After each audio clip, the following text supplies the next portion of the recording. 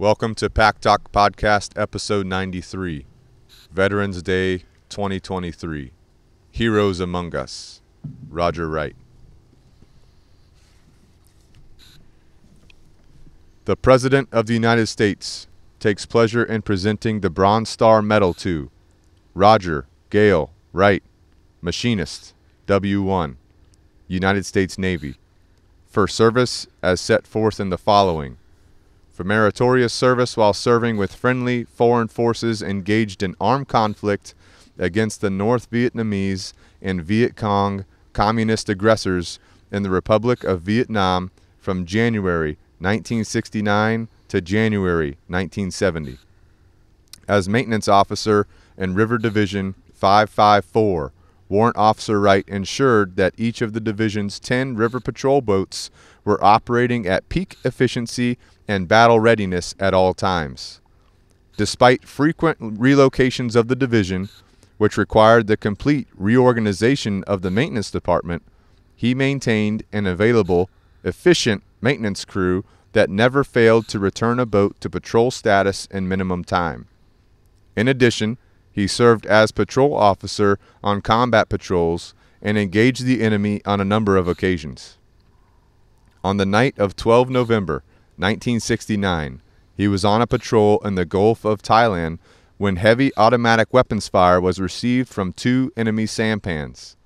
He skillfully directed return fire and manned an M60 machine gun as the patrol made 3 firing runs on the enemy position, silencing the enemy fire and sinking one of the sampans.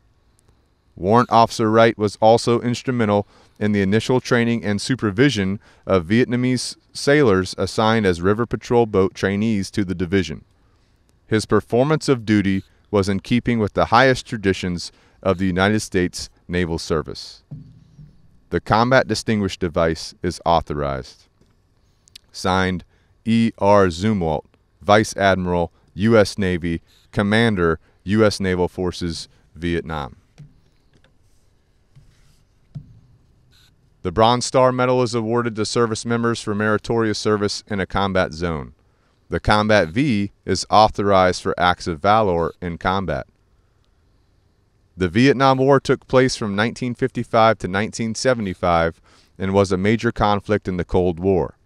While the Vietnam War was officially fought between North and South Vietnam, North Vietnam was supported by the Soviet Union, China, and other communist states, while South Vietnam was supported by the United States and other anti-communist allies. We are honored today to be joined by Chief Warrant Officer Roger Wright, who's the grandfather of Canine Revolution professional dog trainer Kevin, who's also with us today. Warrant Officer Wright is known as Peepaw, and you may hear us call him by that name today. We are here to get his accounts, stories, honor those who made the ultimate sacrifice for our freedoms, and his lessons learned. And I will say, it's not easy to talk about yourself, especially from humble individuals. So we thank you for being willing to come out today, Peepaw, and share your stories. So welcome to the podcast, and thank you again. Reading that bronze medal citation gives me goosebumps. Well, I'm really not a hero. I've served with some heroes. In that particular war, most of the River Division ranged in age from 18 to 21. Just kids. They went over and come back as old men. I was very fortunate. I was already 11 years along in my career when I volunteered for Vietnam. And the reason I volunteered was because I had just made W1. And I felt it a point of honor if I were going to wear the uniform to serve. But the real heroes of that war were very young men And when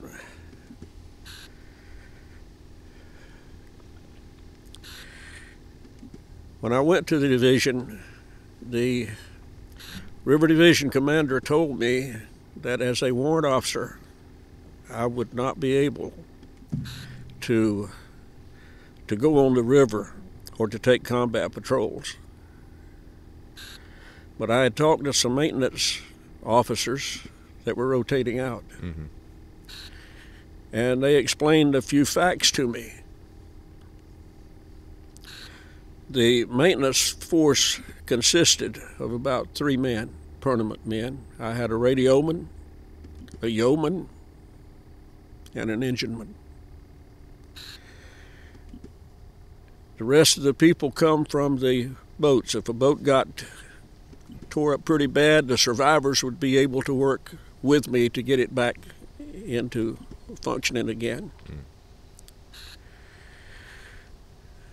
But the lion's share of my assigned personnel came from those 3 individuals I just mentioned. And from the new guys coming in, old guys going out. By 1969, they had determined that the highest casualty rate was among the guys when they first got in country, the first 30 days, because they were dumb. Not stupid. I didn't meet a stupid man over there. Mm-hmm. But they were ignorant of some of the tactics. And then the last 30 days, if a man we were on a 1-year rotation. Mm. If a man made 11 months, if it was all possible, you'd take him off of combat patrols and put him in maintenance. Because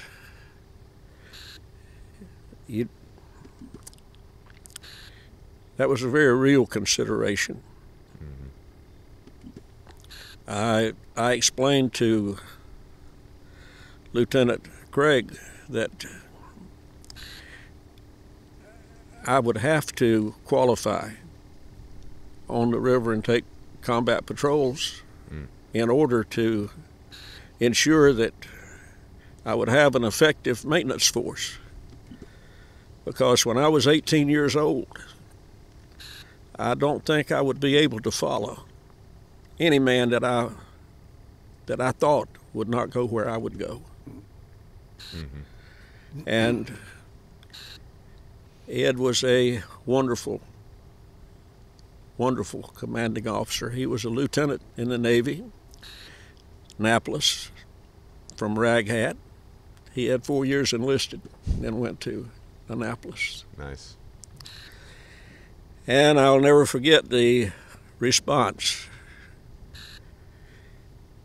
He said, "Do you realize if you get waxed, I'm toast?" Mm. Because Riv Pat Flat 5 had a directive that no maintenance officer, meritorious officers would be in combat zone any more than was absolutely essential and necessary. Mm-hmm. So he said, "Yes, I want you to stay with the division.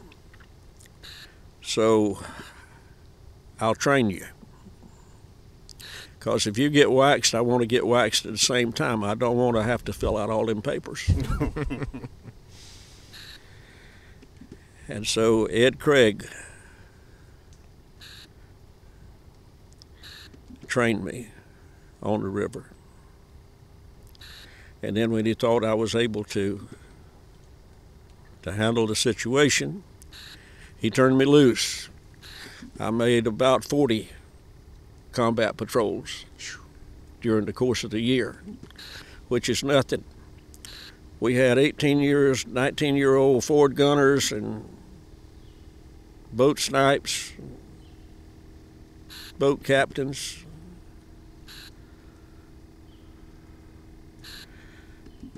That had 150, 175 a patrol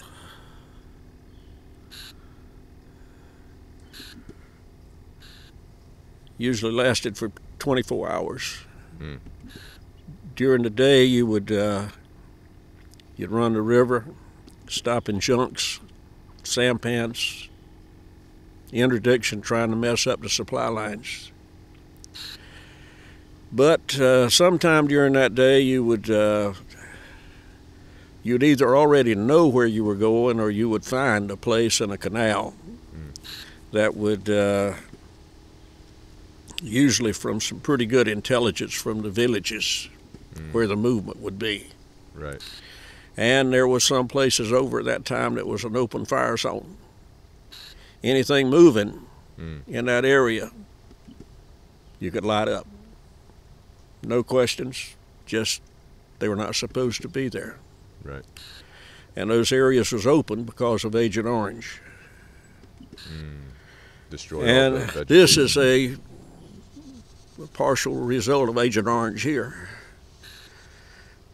But I don't regret a minute of it, because when you take the leaves off where they can't hide, it opens up a fire zone. Right. And fire zones are very effective if you're scared to death and you don't want to get killed.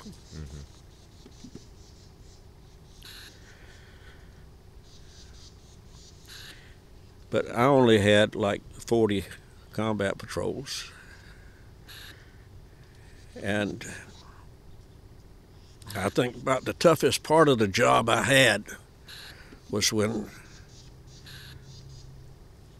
someone got killed or injured real bad. I would have to go through their personal effects, make sure there was nothing in there that would be inflammatory or embarrassing to the man or to his family.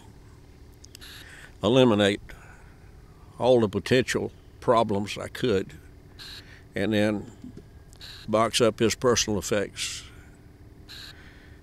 and send him home.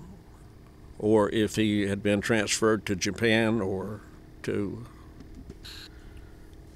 the Philippines or back to the States, if he was recuperating, I would send him to him.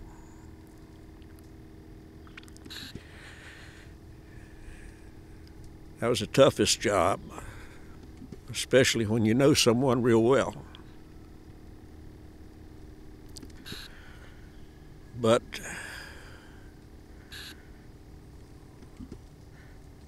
in my case, I don't know if it was in every case, but after a few times,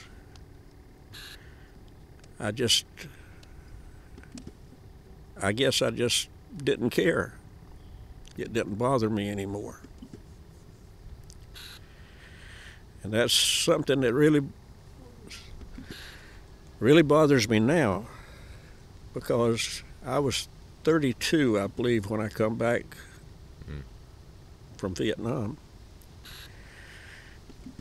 And I should have reached out to the young men from all branches of service that had served over there. But I didn't. I didn't want to remember it. I didn't want to think about it. I just wanted to forget it. We lost a lot of young men that couldn't cope with life over here.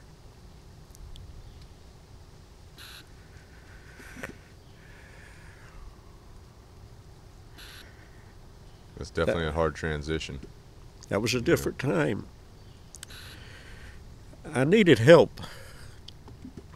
I would probably have done well with counseling, but in those days,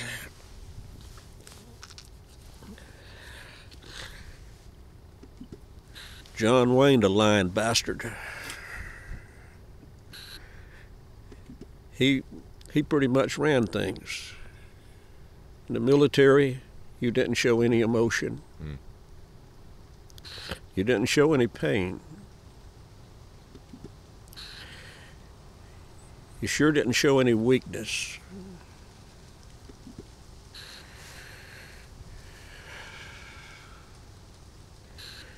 I would have lost my top secret clearance if I had gone to a professional. and I would have lost my career. So instead, I just kind of crawled inside of myself and ignored everything. I had a family. So my primary concern was supporting my family. I can understand why some younger men didn't make it.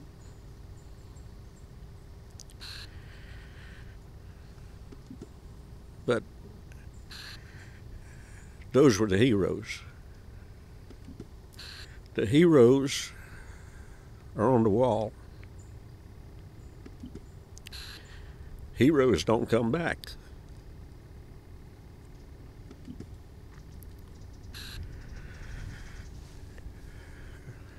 When I went over, it was just doing a job. When I came back,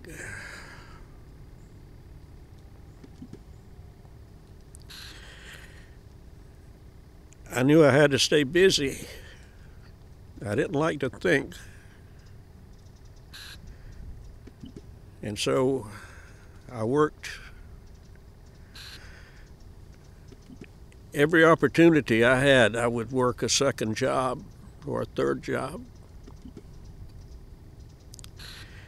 And I would tell myself that I was doing it to look after the financial well-being of my family. But in reality, I was running from me.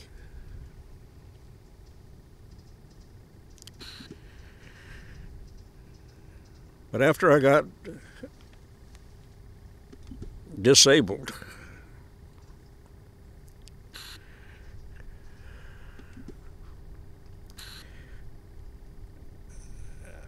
I could no longer work 80-hour weeks. And things all came crashing down.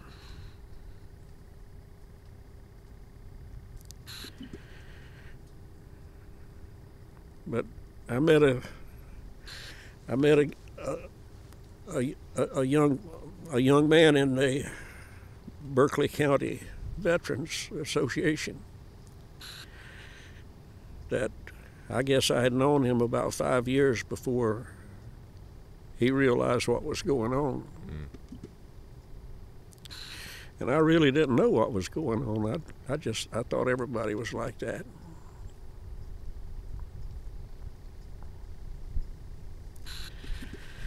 But I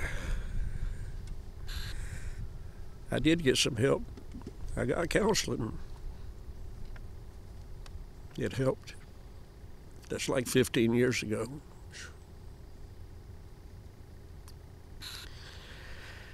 Now I go to regular meetings at the VA Center and try to reach out to the young men that have been through some of the same situations I've been through, and try to make up for my failure back in the 70s when I come back home. Now, of course, there were some real heroes that's on the wall. I went to the wall. Had to. Never go back. Don't like to hurt. Just went there to say goodbye.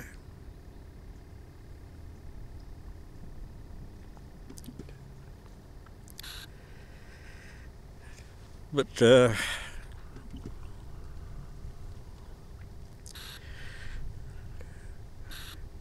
heroes don't make it back. Just people. Yes, sir. Well, back in that time, it's very unfortunate how what you talked about, the counseling looked down upon. Yes. You know, trying to get help, working through these experiences looked down upon. Thankfully nowadays it's something that is especially even this year, becoming more and more, prevalent among service members, especially those from the more recent wars, but also back in Vietnam, coming back, you hear stories of how you were greeted by the American people. You get back from your deployment, it seemed like most of the country was upset, about the conflict, but also upset at the service members who were over there, you know what I'm saying, which is just hurting the service members even more. I'm not well, I started to lie. I started to say I'm not a political person, but I can't lie in front of Kevin.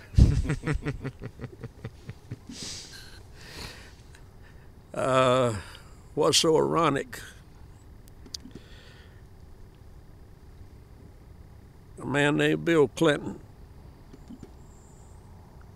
coward, didn't have the guts to stand up and be a man, and he was of that age. Instead, he went over to foreign soil and marched against the war when there were people that were dying that he wouldn't even be worthy to carry their socks. And then he came back, and our political system saw fit to make him President of the United States. I love the military.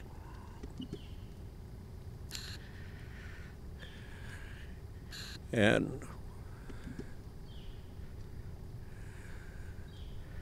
I can respect his position as president, but I'll never respect him as a man because he's not a man.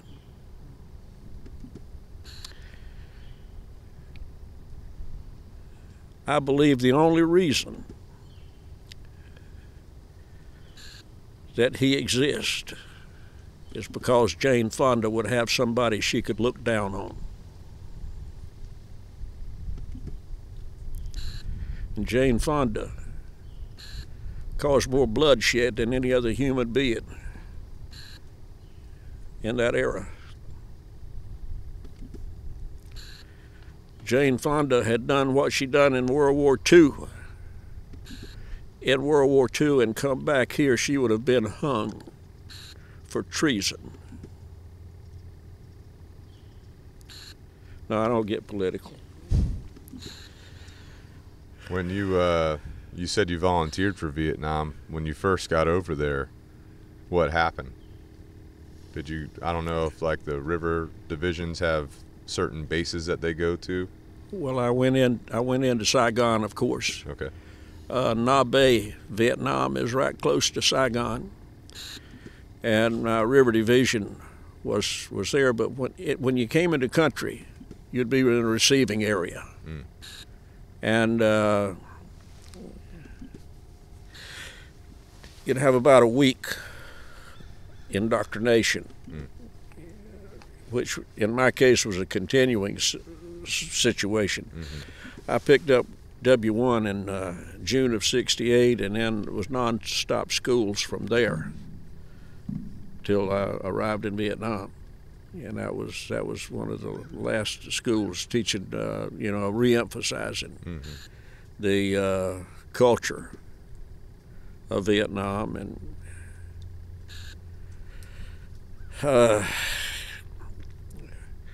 I'm not sure for the enlisted how long they would have for that, but for officers it was about a week. Okay. And then of course went to Na Bay and had my little talk with River Division Commander Ed Craig, and we decided, well, at first he told me there's no way. I think his exact words was not no, but hell no. Well, you said that he was training you on doing patrols. What was that training like? Well, he trained me on patrol because I told him, and when he said not no, but hell no, I said, well, I just request a transfer. Yeah. I want to go to another river division. I'll keep hitting all of them till I find somebody that will listen to reason. Mm-hmm. And so he said, no, I need a maintenance officer. And so he was agreeable. Well, you were a warrant, and he was a prior enlisted too. Well, you know, that probably had something had a to little do bit with of it. help going on. Special connection there. He was a wonderful human being, and probably one of the greatest heroes I've ever known. There was 10 riverboats under his command, or was there 10. more? 10 under his command. Yeah. Yeah. Well, if he came back, but if I was going to recognize a hero that came back, he would be the hero, I guess. Mm. But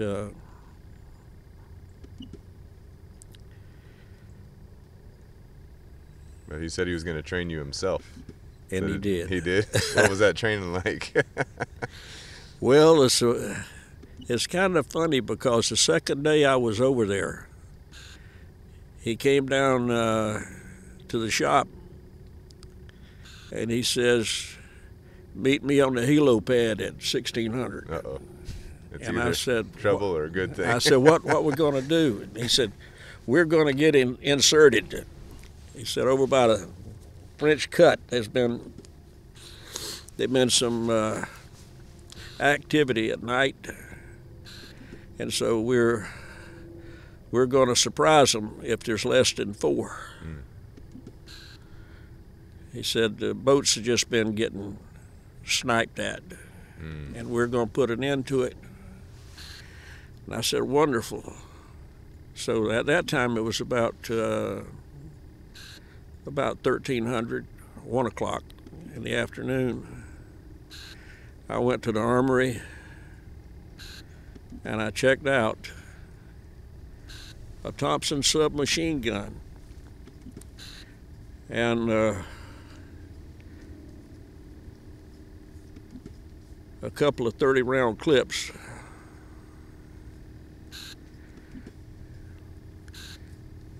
And then I had I think it was a half a dozen grenades in my pocket, and those clips, and a can of sea rats, best I remember, and my trusty K-bar, of course, and my 1911 .45 that was issued to me, and my Smith & Wesson .38 was because I didn't trust that .45. But you can always rely on a wheel gun. And so I showed up about 20 minutes early. And Ed was sitting over having a cup of coffee in the shade. And he said, where in the hell are you going? I said, with you. He said, not with me. He said, you see what I got? He had an M16. He had 2 frag grenades. He had a K-bar, and he had 1 extra clip, but at M16. He says, where we going? We might have to leave in a hurry. And I ain't waiting for you. He said you got too much stuff. He said, you go get rid of that stuff and get set up. I said, do I need a flak jacket? He said, am I wearing one? I said, nope. He says, do it. And so we went out and got dropped off at a Special Forces A-team camp. Hung out there until it got dark. And it was maybe 3 clicks over to the French Cut from where we were at. And so we walked over and got set up. And we stayed there till about 4 o'clock in the morning, didn't have any they didn't come by. And I had it was a mixture of relief and unrealized anticipation, I guess. But I guess it just wasn't to be for them to show up at that time. And I'm sure glad they didn't, because at that time I had about 8 days in country. And you know what I said, it's rough on the guys, it's the first 30 days. Right. So Ed might have had to do some writing, you know. But overall, have you ever been in combat? Nope. Well, the movies paint a ridiculous picture. Right. Combat, well, let me just say a war zone is probably 94% boredom.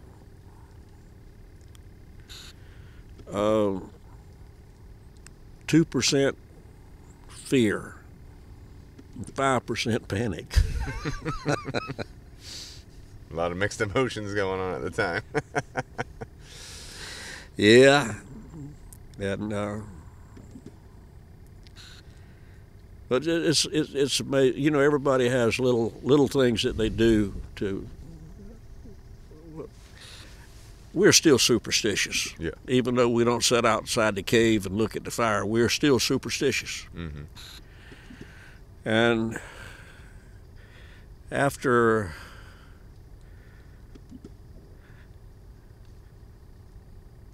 I'd made a few combat patrols, I was beginning to wonder if I was, you know, kind of dumb to do that.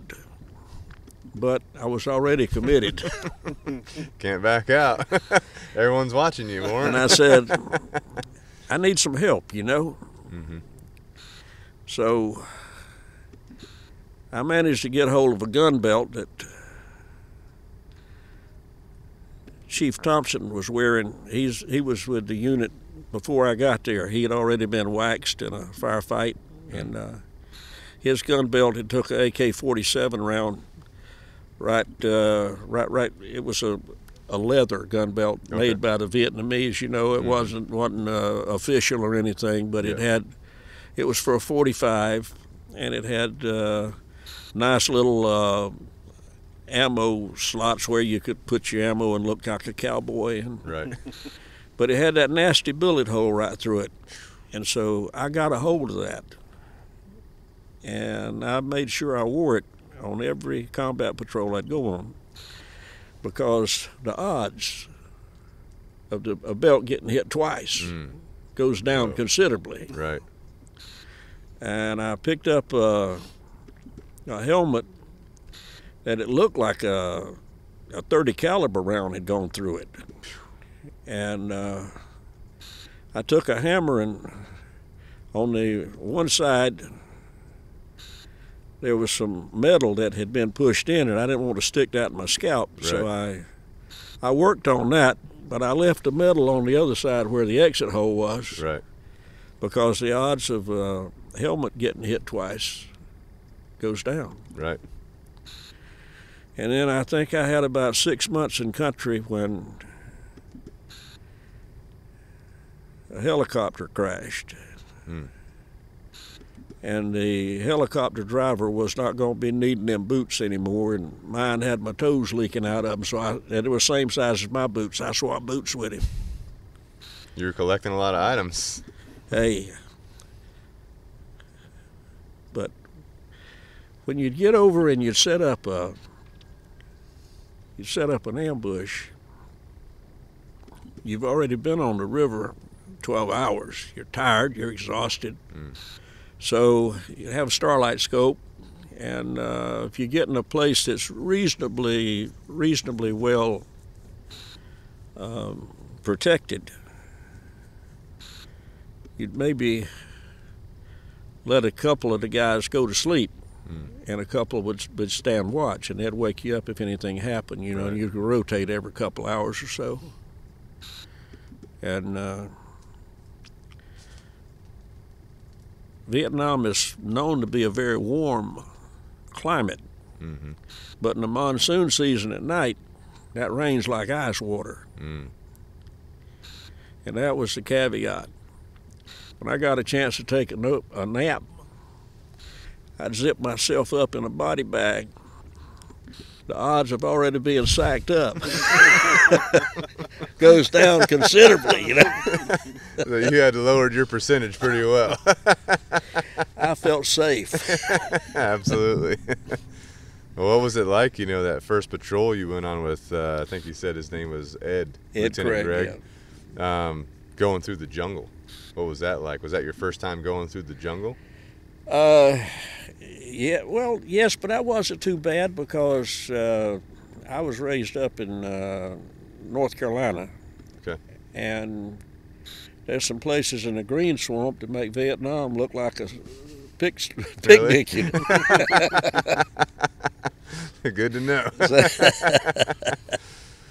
Well, I assume obviously on the river it's different when you're on an actual boat, you know, patrolling the river. Obviously, you know, if you're in the jungle, it's hard for you to see them, hard for them to see you, I assume. If you're on the river, it's way different, right? Well, amazing in a firefight in the kind of country I was in, you're very lucky if you see a person. Mm. All you see is results of what that person's doing to you, because he's back there in the tree line, you know. Yeah. He might be, unless he's in a spider hole or he's behind a berm, which I would call it a berm, like a rice paddy. Yeah. And which we did get a chance to go out in the jungle occasionally. Somebody's got to do the body counts, you know. Right. Right. And McNamara was big on body counts back then. But I assume when you're doing the body counts too, you're making sure these guys are actually not going to revive. Well, that too. You don't want them coming back later, you know. Yeah, but you know,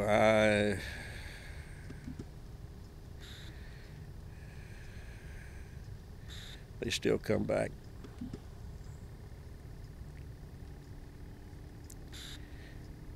Still come back.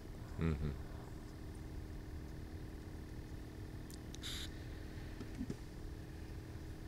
There was good times over there,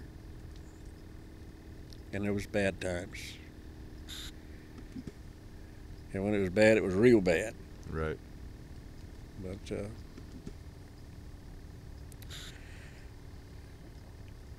the Navy had it worked out pretty good. You know, it was a 1-year tour, and at about the 6-month level, you'd be able to go on R&R. Oh, really? Rest and relaxation. Would you stay over there, or would they fly you back here? Well, no, they would not bring you back to the States, Right. but you had a choice. You could go to the Philippines, Oh, you could go to Hawaii, or you could go to Australia, really? or you could go to Japan. And You got to pick where you went? Or they just putting you somewhere? That was expense paid all the way. Yeah. They had the hotel and everything. Yeah. And Miss Shelby and I, we got married in 1957. Well, I entered the Navy in February of '57, and we got married in October of '57. And so we had about 10 years into our marriage when I went over. Mm-hmm. In fact, she didn't find out I'd volunteered till about 5 years after I was back, and then she got very emotional. Mm-hmm. But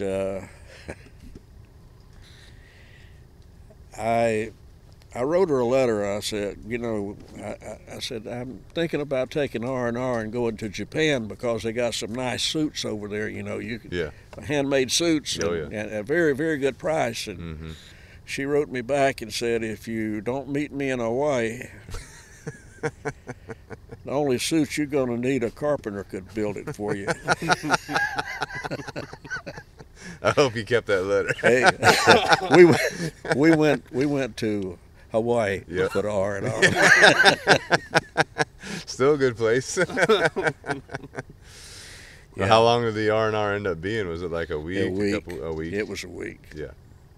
And that was rough. You're thinking about the guys when you're on the R&R, I'm assuming. Well, we'd had some rough times just before I went over to R&R. Oh. And to get in a safe area and get completely relaxed.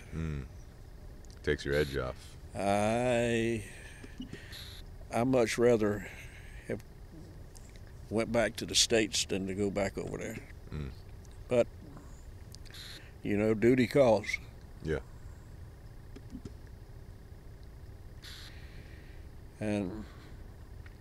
But there were some real highlights. When you would have when you'd have a lot of contact and the vision getting hit pretty hard, you'd have real good attendance when the circuit riding chaplain come around, you know. Fill up the tent. Yep. But everything kind of back off for a month or so. Yeah.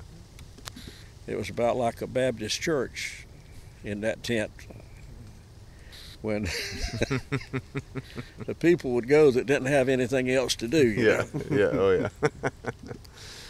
But I had a situation come up over there. We were supposed to open up an area that had not been in it for a while, and we knew it was going to be rough. Yeah. So we'd be out chopping like in a day or two, and the chaplain come by and he set up the tent, and he happened to be a Catholic chaplain. You know, the sky pilots of all denominations would come by, and they would minister to their people and try to do the best they could with whoever else wanted to join them, you know. Yeah. So he was giving the Eucharist to the Catholics. He specifically asked any Catholics that would like to participate in the Eucharist. And I went up and I told him, I said, I'd like to take the Lord's Supper. And he said, well, there's a lot of difference he said, I take it you're Protestant. I said, no, I'm Baptist. He said, well, there's a lot of difference in the doctrine. I said, all I know is I want to be ready. Yeah. And he gave me the Lord's Supper. After I got out, after I'd retired,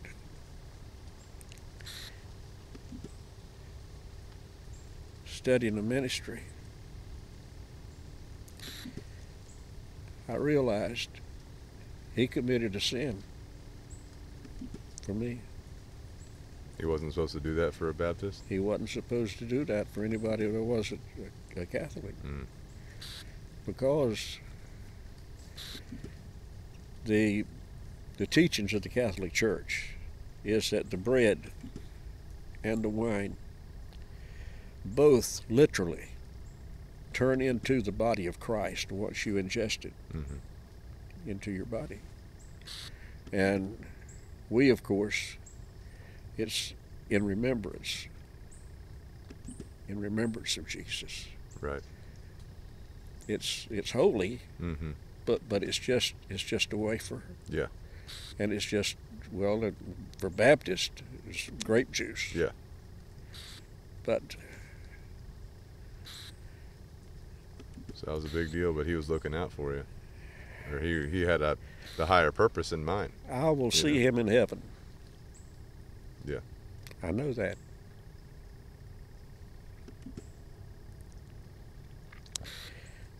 And you know, I just took it for granted. I didn't really realize until after I got out. Mm-hmm. Just what he had done for me. And of course, while I was studying in the ministry, I realized we take Holy Communion not to prepare ourselves to die, but to prepare ourselves to live. Mm-hmm. Different mindset when you're in a different place, though. Yeah. You know? Well. Yeah. Then again, that superstition always comes back. That's you know? right. That's right. That's right. I've seen some old photographs of the Riverine guys in Vietnam, and I've seen some, I don't know if they're actual photographs or not, so I'm asking you, but some guys were like water skiing off the back of the boats, you know, where they got the water skis and the wakeboard and that kind of stuff. Was that kind of stuff actually happening over there? I didn't see that happen. Okay. Well, maybe, you were a warrant, so they probably weren't doing it around you. They ain't gonna do that with the warrant around. In fact, I would, as material officer, all 10 boats belonged to me. Right. You know, and I would have got very upset. But I'm sure you do what you can to make light of the situation, have a good time when you're over there. Oh yes, yes, you want them to have a good time, but and it's okay to play around a little bit, but you got to know when it's okay to do that. Got to be careful. You can play around, but you better be aware of your surroundings all the time. Mm-hmm. Yeah, we had at one time we were on an LST in the Saigon River. We were assigned to the T, and that's our berthing place and messing and mess facility, but they also had a detachment of Seawolves, and so got to know those helicopter drivers real good. For the listener, real quick, a Seawolf is just a Huey helicopter that would be moving troops, moving supplies around. A Huey helicopter, it would be set up with rocket pods, M16 on each side, and they would come in and give us close support. In fact, you had several options when you made contact. So you let's say you're going in a canal, or I don't think I was never involved in any contact on a river. I did a lot of interdiction of examining junks and sampans to make sure they don't have any war material on them, and that gets exciting, especially when you run across one they're taking grandpa for burial. They got the box down there, and you got to run your hand down underneath him and make sure there's no medication or armament or ammunition or anything in that box, Yeah. So in those situations, you're just kind of patrolling, you're pulling up alongside these other vessels, you're inspecting them. If they're good to go, you just let them go about their business, right? Right. Yeah. Right. Because they were just, they were just living day to day and doing business and so forth. But the Viet Cong would hide. They would disguise themselves as normal people doing these normal things and try to move things around, correct? Well, they would come out and stop sampans and junks and get a tax from them. They would get money from them, or anything they had on that boat. They would take it. I got you. Especially North Vietnamese. Mm-hmm. Now the Viet Cong, that was their neighbors. That was and family. Okay. But we would stop them as just, you know, at random. Mm-hmm. If one looked suspicious, you would stop him, and I never had any problem with any of the junks or sampans on my patrol, because we would pull up alongside to inspect a sampan or a junk. Mm-hmm. And of course, as patrol officer, I didn't really have any duty except just to observe or to do whatever. I could man any gun they had or whatever it took.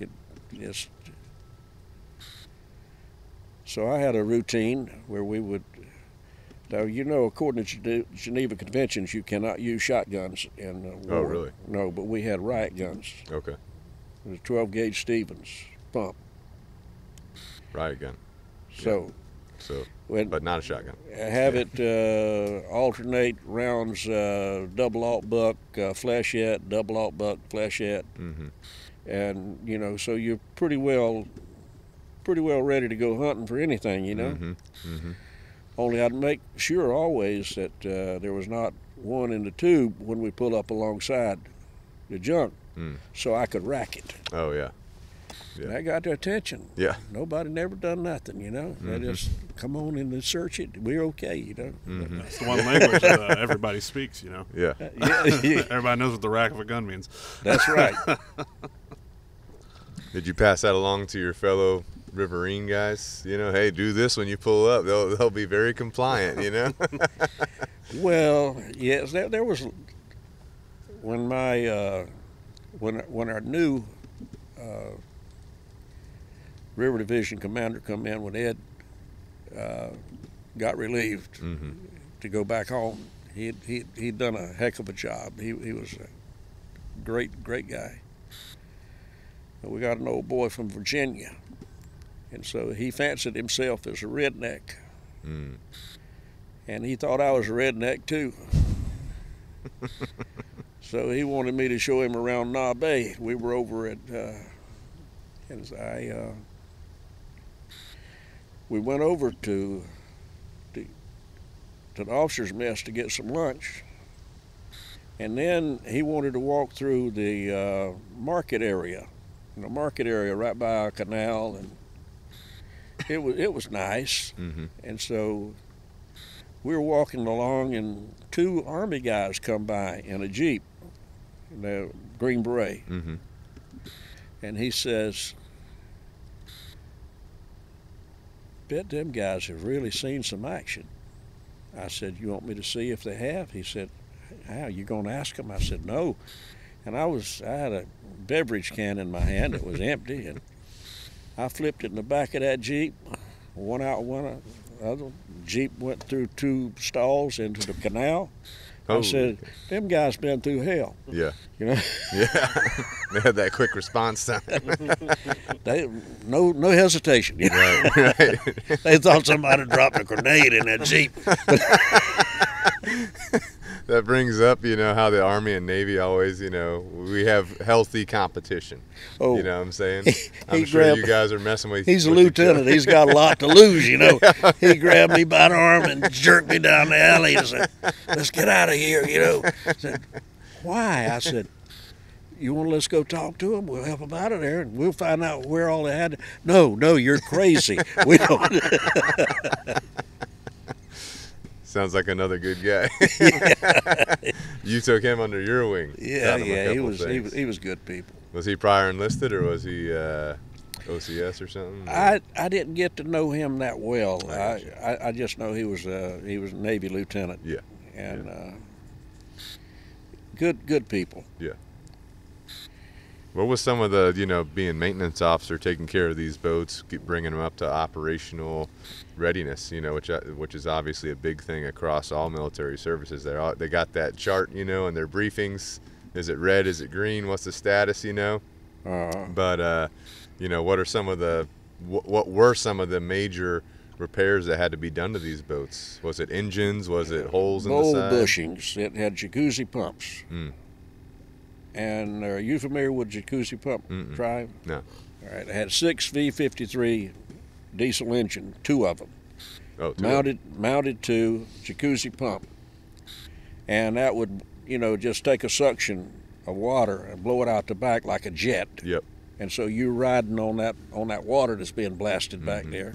Jet propulsion is what. When you got ready to stop, just pull back on your throttles, and that would close off and send the water back the other way. So it's like putting it in reverse. Right. And they would stop very quickly. In fact, at 31 knots, you could do a PBR 180 in less than 30 foot. What? Yes. No way. Yes, No yes. way. Hey, the way you do that, if you wanted to go to the left or to the port, of course, being Navy, Right. you'd bring that you're running your throttles wide open. Yeah. And as you bring your throttle all the way back, it closes that off, but at the same time, you're still got full speed on that. Right. On that engine. Right. And it's blowing back on that one side and the other one, so it just twists you. Oh, so you got 2 jets basically. 2 jets, you close right. one. You close the other one. one's still going. That's going to spin you around. Yeah. Yep. Because when you close that one, it puts the jet forward. Yep. Yep. And so you see, it was great. Oh yeah. But there's always sand in water, and it acts as a lapping compound on those brass bow bushings. And so they were good as gold. You could even trade an air conditioner for some bow bushings. Really? Yeah. That was another side of it too. I learned after I got out of the Navy, met some cops and got to talking to them, what we call comshaw. They call grand larceny out here. You know. Can't do that on this side. But Saigon had a tremendous supply depot. And we're being recorded. I didn't do this, but Definitely. some people did that I knew did Right, this. Right, you knew of this. Yeah, I don't remember their names. Yeah. And I'm an old man. Yep. But you could put on a set of khakis and go into that Army supply depot with a truck, a 6x that you had checked out legally, or you could borrow one. Right. But you'd have to have 3 guys with you in fatigues, and you're in khakis. And you got this clipboard with a whole bunch of official-looking paper. And so you're walking around with a pencil, and you're checking your papers, and you point to it, and then a guy loads it into 6x, you know? Yeah, yeah. Air conditioners,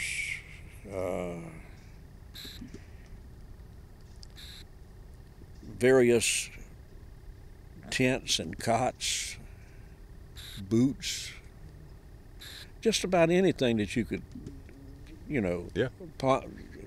swap for something. Right. But air conditioners were great.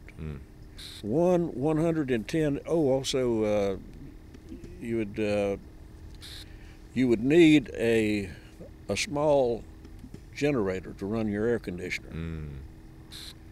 So a generator and an air conditioner will swap for a Jeep. What? Yes. What? Yes. I believe it. I mean, over there it's hot. It's hot, Air conditioner, hey, that was the Yeah. biggie. Yeah. That was the biggie. And we were the only division that I know of that had a whaleboat.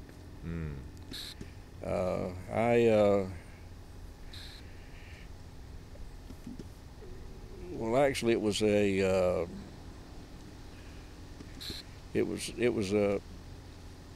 fairly small boat. I had twin 40s on it. This puppy was going. Oh, and I had a couple of M60 mounts on the gunnels on each side. So we would use it to go pick up supplies, to make a transit real fast. Mm-hmm. You run through a canal real quick on step, you know. And, Oh yeah. And also we had a sniper in the division, Hammond, and we insert him a couple times. Was he Navy or was he Army? Yeah, he was Navy. He was Navy? Third class gunner's mate. Mm. He had orders to Vietnam, and he was going to get married before he left. And on the day of his supposed wedding, his bride got killed in an automobile wreck. What? Yep. So after the burial, he came on to Vietnam, but he took a detour because he called a detailer, and he was a pretty good marksman already. Yeah. And I think he had done some marksmanship in the Olympics. So he called a detailer and said he wanted to be a sniper. Very quiet guy, didn't say too much to nobody. But he had a sporterized M1. No, a sporterized M14. Yeah. And he was good, but I guess he came into the unit. I came in January, he came in about May. And I think it was October, November, he came into my hooch and told me he couldn't do it anymore.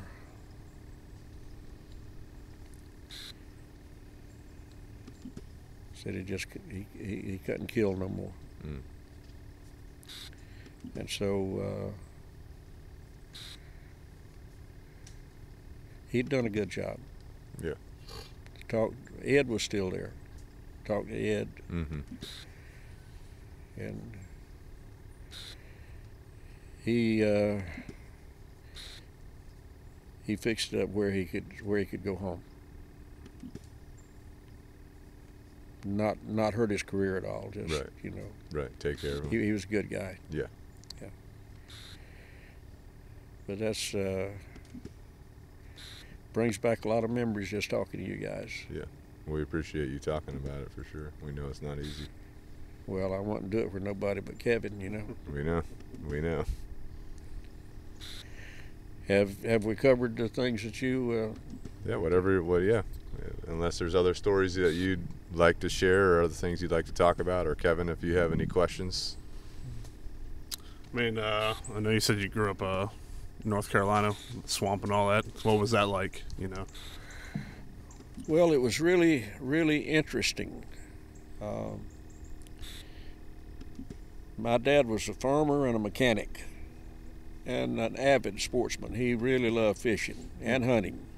And so he taught my brother and I about hunting and fishing, I guess, before we were 10. And it was wonderful, except it messed up my studies.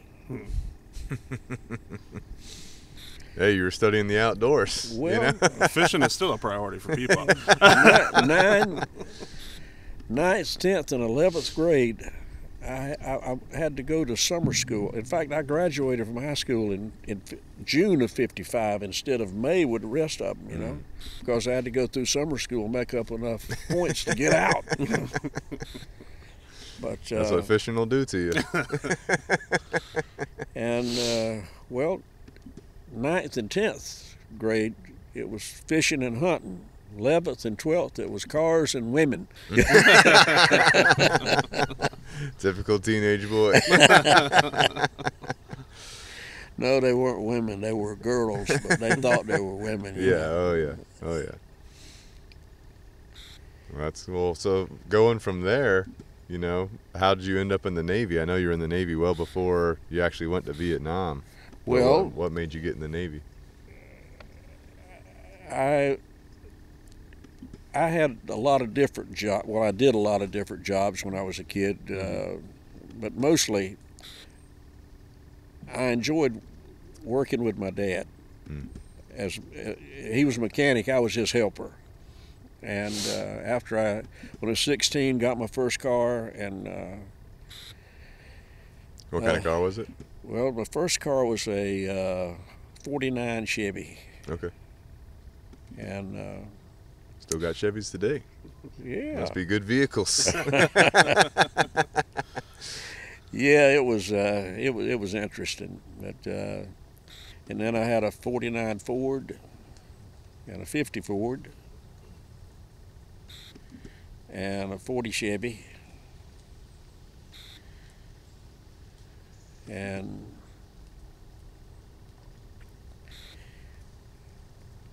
I would break them and then put them back together, you know. Well, probably the Ford's more than the others, right? They tend to break a little easier, right? Well, the Ford transmissions didn't hold up too much because, you know, it was primarily V8 power back then with Yeah. a Ford. Yeah. And with a Chevy, six cylinder. But I still went through a lot of transmissions, even with the Chevy. But having a little bit of mechanical knowledge opened up some doors for me. Yeah, for sure. Yeah, back in '55, there was a guy who had a 55 210 Chevy with a power pack, which is a large carburetor, a 4-barrel carburetor, and dual exhaust. And that was at the time. I had a 40 Chevy with a GMC 6-cylinder truck engine in there. It had been set up for dragging. It had 3/4 cam and a Stromberg carburetor and split manifold on it too. Yeah, yeah, It was bad. yeah. Sure, it sounded good too. Oh, it did. Yeah. It did. I had an 1.25 inch galvanized pump pipe from the nice. manifold to the back bumper, straight exhaust, both Oh, sides. Oh yeah. It was loud. You were ripping that thing. Oh. Or you knew people that would rip things Well, like that. there was things there were things that I probably should not have done, and it was back in those days there was not that much television, so people still went to movies. Yeah. And people that lived on farms, they liked to go on Saturday evening. They liked to go into town and get a sandwich and maybe go to a movie or something. And so you couldn't do this but just one time. You better not hang around the same area if you're going to do that, but back off the road. And, you know, just sitting there, no lights, nothing. Yeah. And some farm family come along and it's hot and no air conditioning, got the windows rolled down in their cars, Yep. you know, and so they're going to town, wife, kids, all this stuff. I'd let them get about maybe a quarter mile past me. And then I'd pass them with no lights in second gear and see those headlights go all over. Guy take a plane just crash, you know. Scare the daylights out of him. Yeah, but he could never pull himself together quick enough to catch me, you know. Yeah. Oh yeah. So I was fortunate in that. So that's how you got the mechanic background, getting into the Navy. Or you Well, went into the Navy with that background. I was 19 when I joined the Navy, and at that time I was working with my dad in a shop, and I had we didn't have a diesel repair shop, and I knew that there was a lot of diesel in the Navy. Yeah. Yeah. So I thought that would be a good place to learn diesel, 4-year tour in the Navy, and come back and start a diesel repair shop. Oh yeah. But I got in the Navy and fell in love with it. Yeah. Yeah. And I found out why when I was a division officer. You know, as a division officer, you have to interview all the guys when they get close to their tour, end of tour date, about staying in the Navy. If he's a good guy, if he's a bad guy, you ignore him. You want him to get out. Right. But if he has something to offer, so I developed a pretty good spiel on that. I would interview the young man, and I'd say, have you thought about getting out of the Navy, or have you thought about staying in? What's your plans now? He says, I'm going to get married. I said, wonderful. Yeah. I said, if you get, Navy's good for married people. That's right. If you need to get that, you can get that. I said, Navy is really good for married people. Oh yeah. He said, wow, man, you're gone all the time. I said, no, you're looking at it wrong. I said, it's ideal. If she's ugly, you only got to be with her half the time. If she's beautiful, you're going to be with her half the time. Yeah. And you're going to have enough time in between times that she really wants to see you. Oh yeah. I said, man, it's the best of both worlds. Yeah. I convinced some of them. What was boot camp like for you? Where'd you end up going for that? What was boot camp at back then? Well, boot camp was it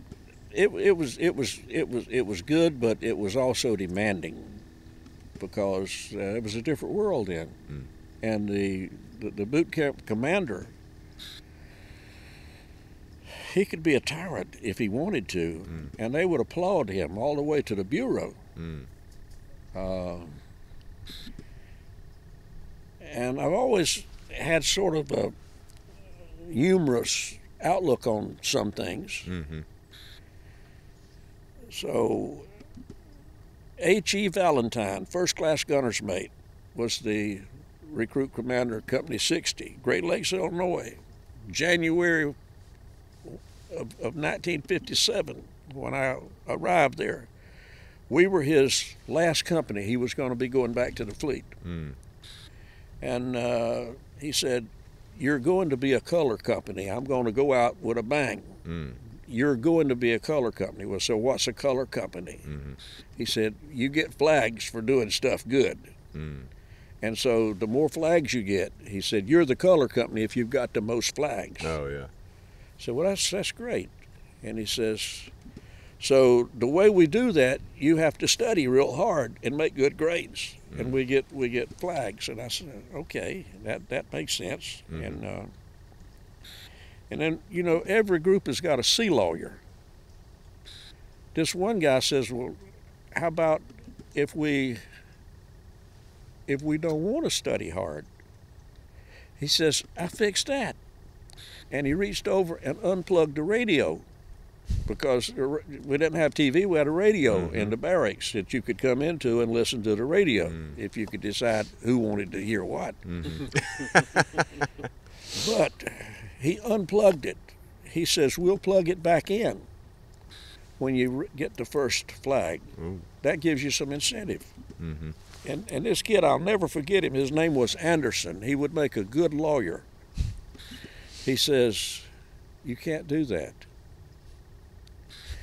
He says, I'm the commander. I can do anything I want to. He says, that's welfare and habitability. And that means that is part of our recreation. And you can make us do push-ups, and you can holler at us, and you can say bad things about our mother, but you can't take our radio. He says, why didn't I think of that?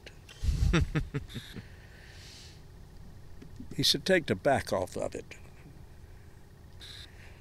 Well, he popped them little screws out, takes the back out, and then Valentine run his fingers in here, come out and said, dust. I hate dust. Go get a bucket of water. Wash that radio. Yep. And Then you can plug it back in. he plugged it in, cut out all the lights in that section of the base, you know. He says, you get the first flag, I'll get you a new radio. I knew right then there was something about this guy, you know. Yeah. Oh, yeah. But have you ever been in Illinois in February? I haven't been in the wintertime. I've been in the summertime. Oh, hey, it's a whole, from North Carolina to in February, it's inhuman. It's inhuman. When you arrive, there's snow on the ground. There's ice on the ground. It was ice. It was snow and wind blowing off of Great Lakes. Oh man, cut you in two. Oh yeah. I come in the door, and the wind caught the door, and I didn't get it closed fast enough, and Valentine happened to be in the barracks at that time talking to the guys, and he turned around and he says, "Wright, were you raised in a barn?" I said, "No, sir, but we moved into one as soon as we could afford it." And he didn't think it was funny. So I got to stand out there and push a piece for 2 hours. Oh my You goodness. know, hold that in. Yeah. Oh yeah. Oh man. Little physical training. Yeah. In the snow and the ice. And then when I come back in, he was gone. So I got in my rack, finally got warmed up by the next morning when it's time to get up, you know, and then when he walked by me the next time, he says, "I kind of did like your joke." You're still gonna pay for it though. I paid for it. Yeah. But, did you guys have fire watches and all that in the barracks? Yes, Yeah. but I came in as a high school seaman recruit. Everybody back in those days didn't go through high school. Okay. There was, you know, that was a. In fact, I got a chance to take an aptitude test and all this, and so they promised me before I signed on the dotted line. They promised me Class A engineman school, and as soon as I finished boot camp. So I, of course, went in as a high school seaman recruit, became a seaman apprentice upon graduation boot camp, went to San Diego, California, and upon completion of Class A engineman school, advanced to fireman, engineman fireman. Nice. And then to the USS Abbott DD 629. How'd you like San Diego when you were out there? San Diego at that time was nice because it was adjacent to Tijuana. Yeah. Yes. Let's see.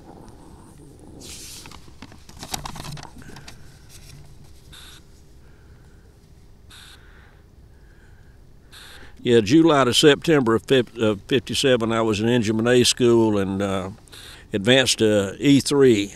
Okay. Right after that school. As I graduated. Then ordered to the Abbott DD 629, Newport, Rhode Island. Man, so they took you to Illinois, San Diego, and then Rhode Island. Yes. So at least you got a little bit of San Diego in there. Otherwise, it's cold areas. And then February 1958, which was just a little over a year after I was advanced to Engineman third class. Oh, wow. That's E4. pretty quick. Yeah. That's pretty quick. And then February 60, advanced to Engineman second class, E5. That's pretty quick advancement. And February 62, advanced to Engineman first class, E6. So about every 2 years. Yeah. And then after first class, it took me 5 years to make chief, though. Okay. Advanced to E7 February of 67. June of 68, advanced to Warrant W1. 1 year after Chief. Yeah. In June of 69, went to River Division 554. June of 70, advanced to CWO2. And June of 74, CWO3. June of 78, CWO4. Good Lord. So I had a good career. Yeah, you were rocking and rolling. Well, backing it up a little bit to the Abbott, I believe, the DD that you were at in Newport. What was it like reporting there? That was your first ship? That was my first ship. Yeah. And diesel, I'm assuming. No, it was an old black oil ship. Really? Yeah. And I was an auxiliary gang. Okay. We had an emergency diesel and a whaleboat that was diesel. Okay. So I didn't want to hang around there any longer than I had to. That's a steamship. Mm-hmm. So after about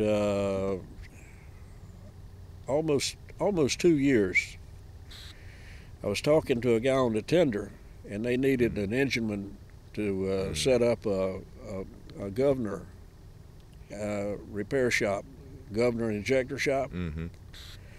And I convinced him that I knew more about governors injectors than I really did, but I got a chance.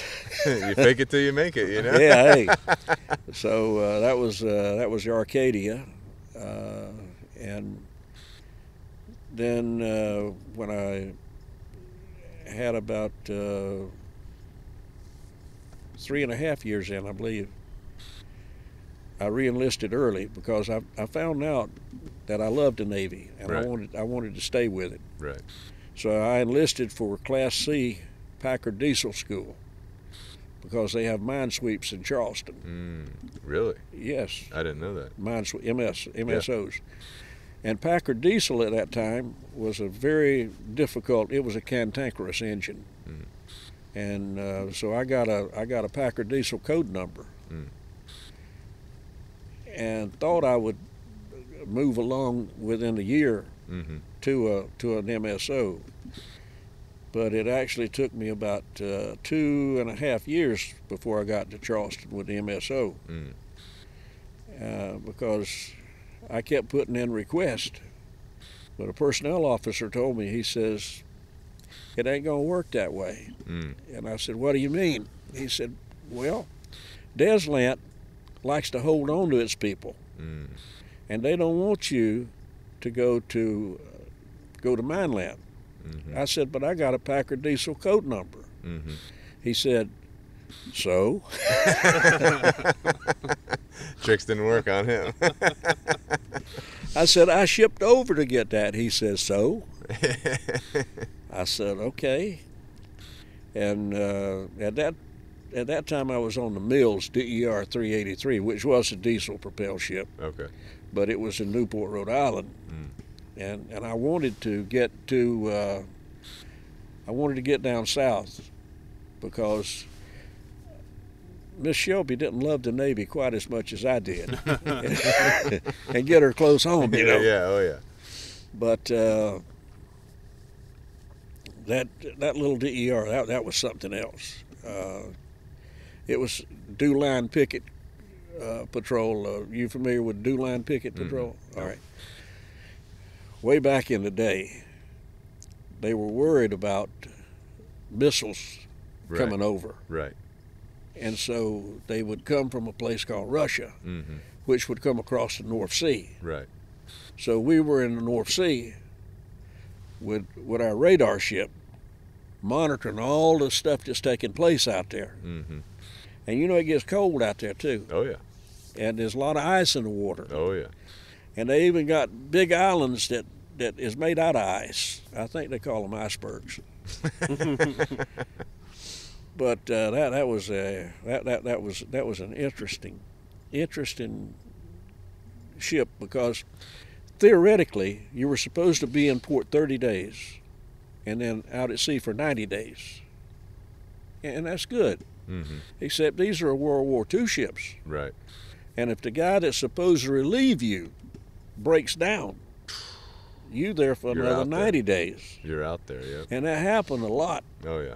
And they would make allowances for it. You know, they'd put in a lot of potatoes and beans. Mm. And if you ever eat potatoes and beans for breakfast, it's not good.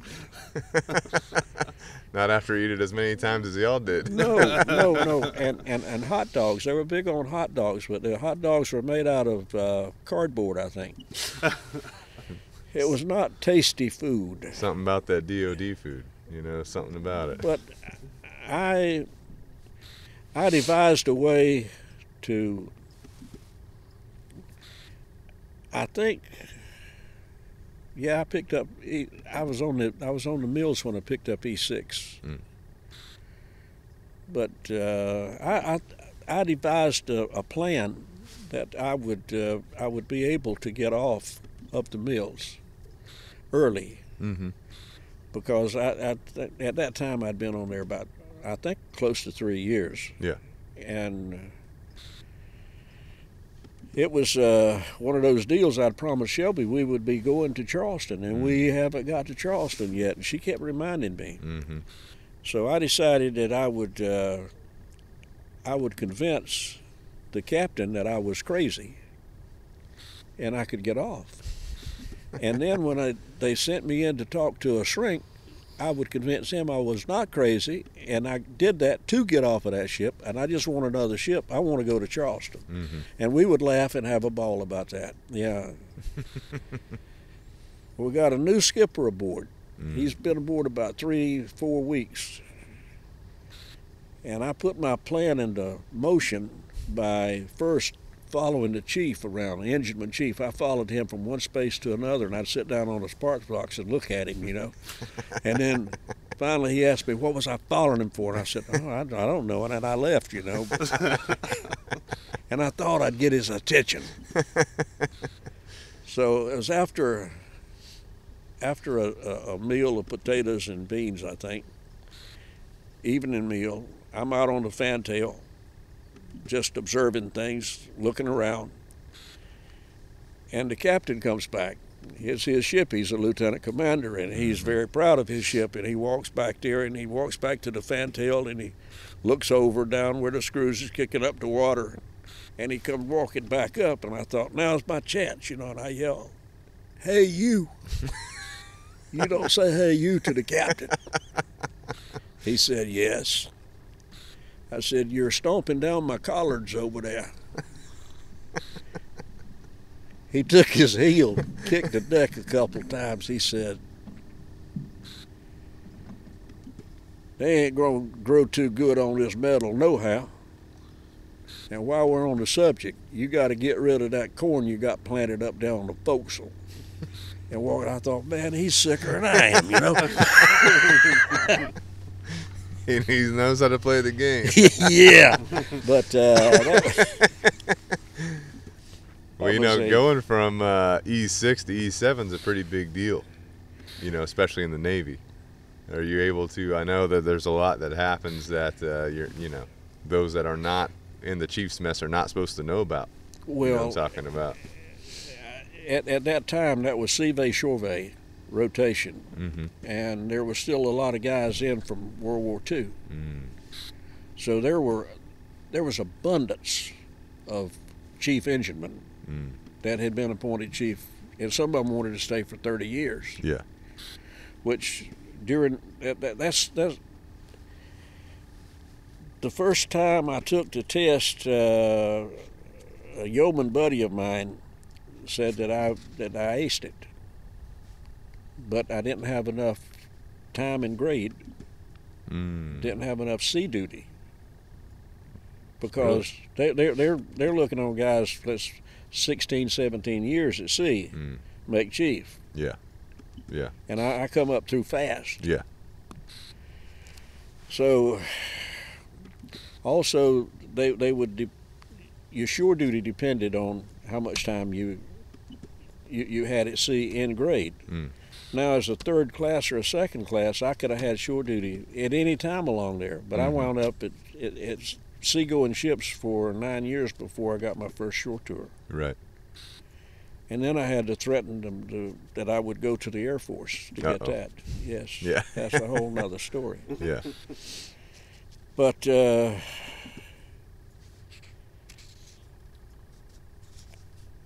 you familiar with Navy?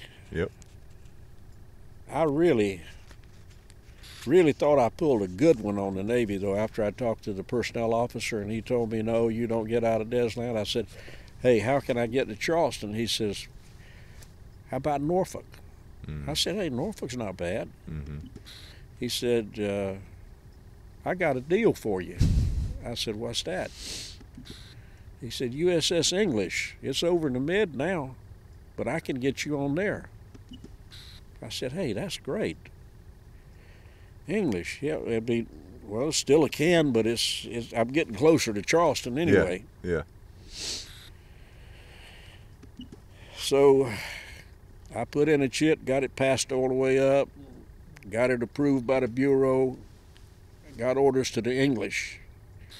Well, in Norfolk, we have the minesweep desk and the Deslant desk and the Little Creek desk, the Gator Navy, all this. All this is centered in there. So I got to Norfolk, and the English is supposed to be in about 60 days. So they said, we're not going to send you overseas. We're not going to fly you over there, just to ride back. Right. So we're going to put you in a holding company until they get back. Well, just hang around, drink coffee all day, nothing to do. I think, why not go over to Mineland and see if I can't talk to somebody over there about my code number. Right. Hey, I met a lieutenant over there, detailer. He was all for it. He liked that, Yeah. People didn't break the door down to get to work on Packard Diesel. Yeah. And he says, man, he said, I need a chief. He said, the fray don't have a chief. He said, but how good are you? I said, I'll be honest with you, I can't walk on water. Never owned an umbrella in my life. He said, you think you could handle the job acting chief? He said, Right. you're going to have you. He said, could you do that? Yeah. I said, yes, no problem. I want that minesweeper. So I check aboard the minesweeper. He got my orders, he moved it right along. I come down, checked aboard the minesweeper. It was in Savannah, Georgia, Savannah Foundry, undergoing some overhauling, getting ready for a med cruise. So we come back, we were in Charleston, about 6 weeks before we out-chopped for the med. And that's 6 months on a minesweeper, but that's okay. I get to Naples, I look at the Navy Times, USS English, DD 696, transferred to the reserve fleet. All it's doing is just handling reservists. It will Navy Reserve guys come on. They get there 2 weeks. Oh yeah. And you take them out to sea, but you bring them back so they can enjoy the weekend. Boy, I really fixed the Navy. I really fixed them guys. And I'm in the med. Yeah. Hey, that med cruise must have been nice though. Yeah. Well, it was. I got a chance to see a lot of country. Yeah. A lot of different places. Yeah. Absolutely. And that's the name of the game. Yeah. I really enjoyed traveling. Yeah. And hated to stay in one place. Yeah. Always. Hey, that's what the Navy's good for. I loved the Navy. Yeah. I really did. Yeah. And even I was not ready. I was not ready for combat zone. Nobody's ever ready for that. Yeah. John Wayne's a coward. Did you know that he didn't go to World War II? Do you know why? Because he told the draft board that he had too many children. Really? He didn't want to go. That he could do more for the war effort by making war movies over here than fighting one. And that would have been all right if he had really found out what combat was about. Yeah. And hadn't told so many lies. Right. I don't think.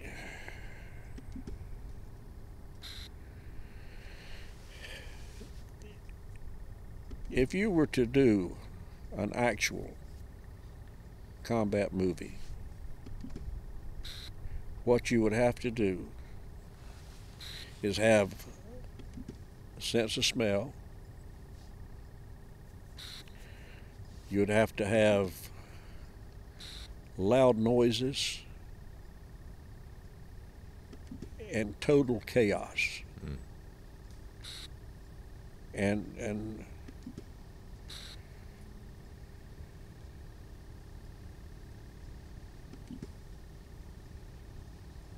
people wouldn't be able to see it. They wouldn't be able to handle that. And even though it's play acting. Right. Have you ever smelled blood? Not like you have. Like copper. Sure. Smells like copper.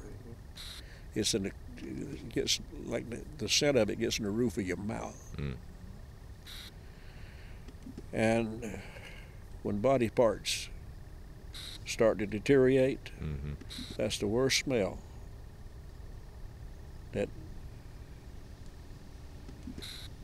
And those, there's just, John Wayne told a lot of lies, that's all. Yeah. Yeah. You guys, when you're patrolling in the rivers of Vietnam, you know, I know that you go down canals and things that get pretty small, right? And they would be trying to ambush you guys, right? Yes, sir. In those situations, are you just handling what's going on? Are you trying to back out of that area? Are you trying to exfil a little bit? Well, calling air support? The only way, well, I won't say the only way, but the way I was taught to handle it. Let's say you're making a transit through a canal with 4 boats, and the patrol officer, he can be on either one of the boats, and he'll swap from one to another occasionally. But let's say the patrol officer is on the second boat, and the third boat gets hit with an RPG. If it goes all the way through the if the only thing that it hits is fiberglass, it goes right on out the other side. Well, B-40 rocket will go all the way through. And RPG, it depends on the RPG. It can explode on contact to just about anything, or it can be just at a time or whatnot. Right. But with a B-40 rocket just go right all the way through the fiberglass. But if it happens to hit an engine or a radio bank or part of a gun tub, it'll explode and just wreak havoc. And usually you got fiberglass will burn. You got the boat is on fire, and it's got some hurt people, and it's your third boat. Well, you light up the area with all 3 boats are doing their best to fire on that area where the munitions come from. Right. But one of the boats will go back and tie on to the boat that's been damaged and try to tow it out of the kill zone. The other boats will be trying to light up the place, and it might only be just one guy, or it might be a whole bunch of people. He might have just started it. One of the tactics they would use, they would have one guy over here would go with a B-40 rocket, and if you're going down a canal and you get hit from over there, what's the first thing you want to do? You're going to shoot over there. Yeah, Right. that's where the main force is over there. They cut you to ribbons over there. Right. So that can happen. Mm-hmm. So what you want to do is salt down both sides. Mm. It's jungle. You don't see nothing. Right. But they could be anywhere out there. Right. And the patrol officer, he's trying to get his boats out of the kill zone. Mm-hmm. And at the same time, they're dumping all the armament they got in there. Yeah. But you get on the radio to TOC and you tell them that you're taking fire. You give them your coordinates and you request air cover, or you can even call in artillery. Oh, okay. Depending on where you're at. Depending on where you're at, Yeah. and before you go on a patrol, you look at your patrol area, Mm-hmm. and you look at all your assets that's around there. Right. That's the job of the patrol officer. Mm-hmm. And so he's got all this stuff in his back of his mind, what he's going to do. Then if you got Puff the Magic Dragon and you've cleared the kill zone by a click, Mm-hmm. you better add about 2 more clicks to that, because when they call Puff in, you know what Puff the Magic Dragon Is that a C1 AC-130? Yep. Yep. With And the for the mini listener, guns. that's a gunship that'll be up high in the sky. Come in Right. and it just takes out a football field size of real estate. Yeah. And if you call in Black Pony, Army, bless them, they'll make a fire and run at about 5,000 feet. Mm.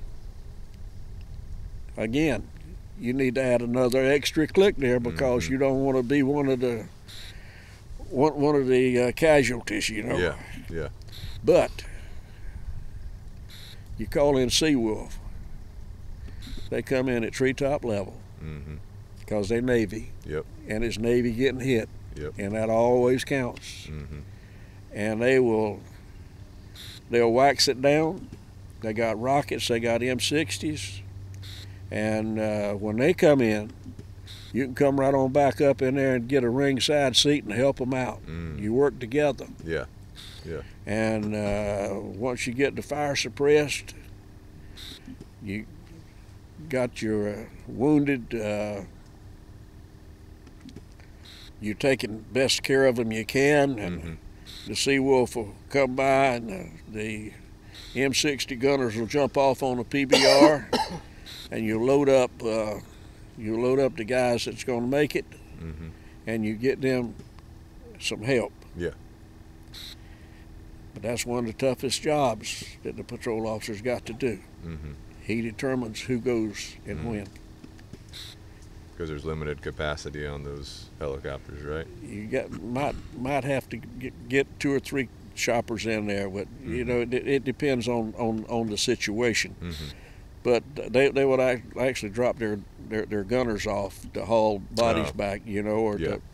to haul wounded. Right. The body ain't going nowhere. You can take Right. him back yourself. Right. But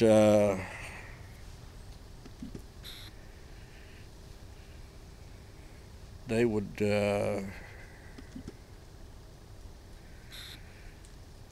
good people. Yeah. Were you guys able to detect potential ambushes before you hit the kill zone? You got good at that, huh? Nah, I used to want to ride on Hogjaw's boat. Hogjaw's was a 3rd-class gunner's mate, and he was a Ford 50 gunner. On the front of the boat. On the front of the boat, had twin 50s. Mm-hmm. And I learned when Hogjaw when he get really, really nervous up there, and he would stand up and he'd take his flak jacket out and he'd fold it over again and stick it back under him. Mm-hmm. And then he'd hunch down low and he'd pull his helmet down. And then he'd get another flak jacket and try to crawl into it. Mm. You're gonna get hit. Mm. He knew. And every time that he he knew before it happened Mm. he's going to get hit. Yeah. Now, he come to us from another division. I think he'd had 2 or 3 tours over there. Really? Yeah. Hogjaw was something else. And I asked him, I said, man, how do you know that? He said, gut feeling. I said, hey, don't lie to me now. Mm-hmm. I say, how do you know? He said, when you look out there in that field and you don't see nothing except a real old man, Mm-hmm. and you don't see no dogs in the village, and you don't see no young people in the village at all, and if you see anybody, it's real quick, run from one hooch to another. He said, Charlie's in there, and he getting ready to salt you down. Mm. Say, you're going to get hit before you get out of that canal. Mm. He knew. Yeah. And I think he had faith. He was not the most literate guy in the world. Yeah. But he had a routine. We'd peel off of the big water, hit the canal. Mm-hmm. He'd always look up and say, me and you, Lord Wright. He's ready. I guess he's prayed, you know. Did he end up coming home? I don't know. Don't know. He was still there when I left. Okay. I got you. But Well, you definitely get bonded to your crews, that's for sure. Especially Well, going through things like that. but you try not to. You try not to. You try to keep everybody at arm's length. Because you never know. You don't know. Yeah. There's 3.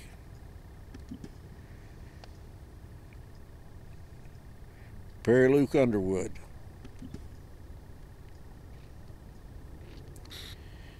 Jack Lunsford, Hugh Holmes.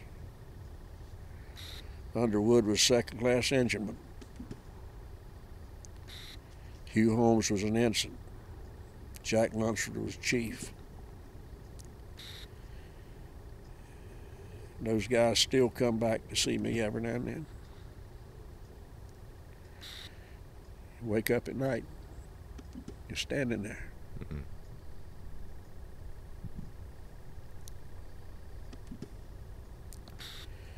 Ain't bad as it used to be. Mm-hmm. Getting better.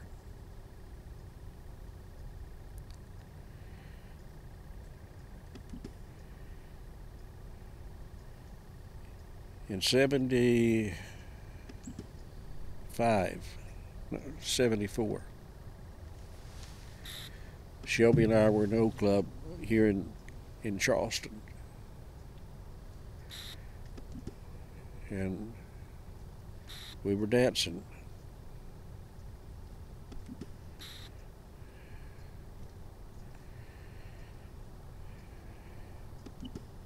And I looked around, and all the guys on the dance floor were dead men. Mm.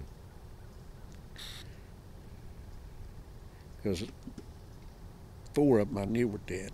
Mm-hmm. But they just looked so real. Mm. That was a rough time. Yeah.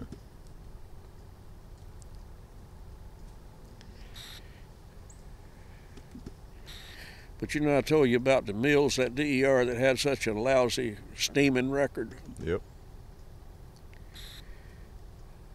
Just as a little anecdote, as just how much that can mess up your home life. We were living in Fall River, Massachusetts. You know, that's right up from Newport, you know. Mm-hmm. And I came in after being out about, I guess, 90, it might have been a 6-month cruise on that one, because we went over to Rosyth, Scotland a couple times, made a 6-month deal out of it. But I've been gone quite a while. Mm-hmm. And I called Shelby honey for 3 or 4 days after I got back. And she said, you're not normally all that romantic. What's all this honey stuff? Mm. And I had to admit to her, I forgot what her name was.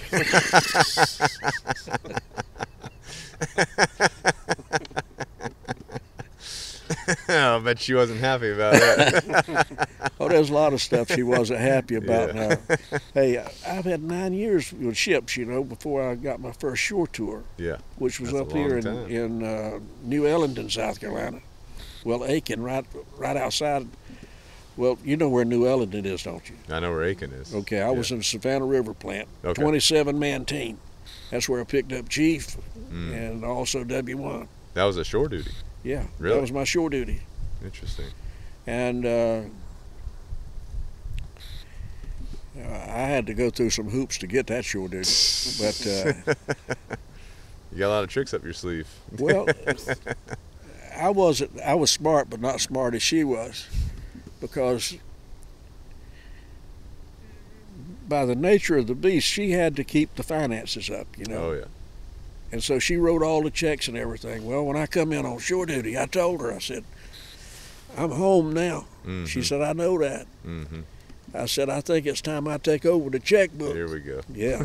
Here we go. And she said, I don't think that'll work too good. And I said, hey, I know what I'm doing. Mm-hmm. Uh-huh. Our shore tour, first 6 months, she smiled one time. Had the car jacked up and it fell on my foot. Oh my goodness. She'd like to see that now. No, I'm of course exaggerating a little bit, but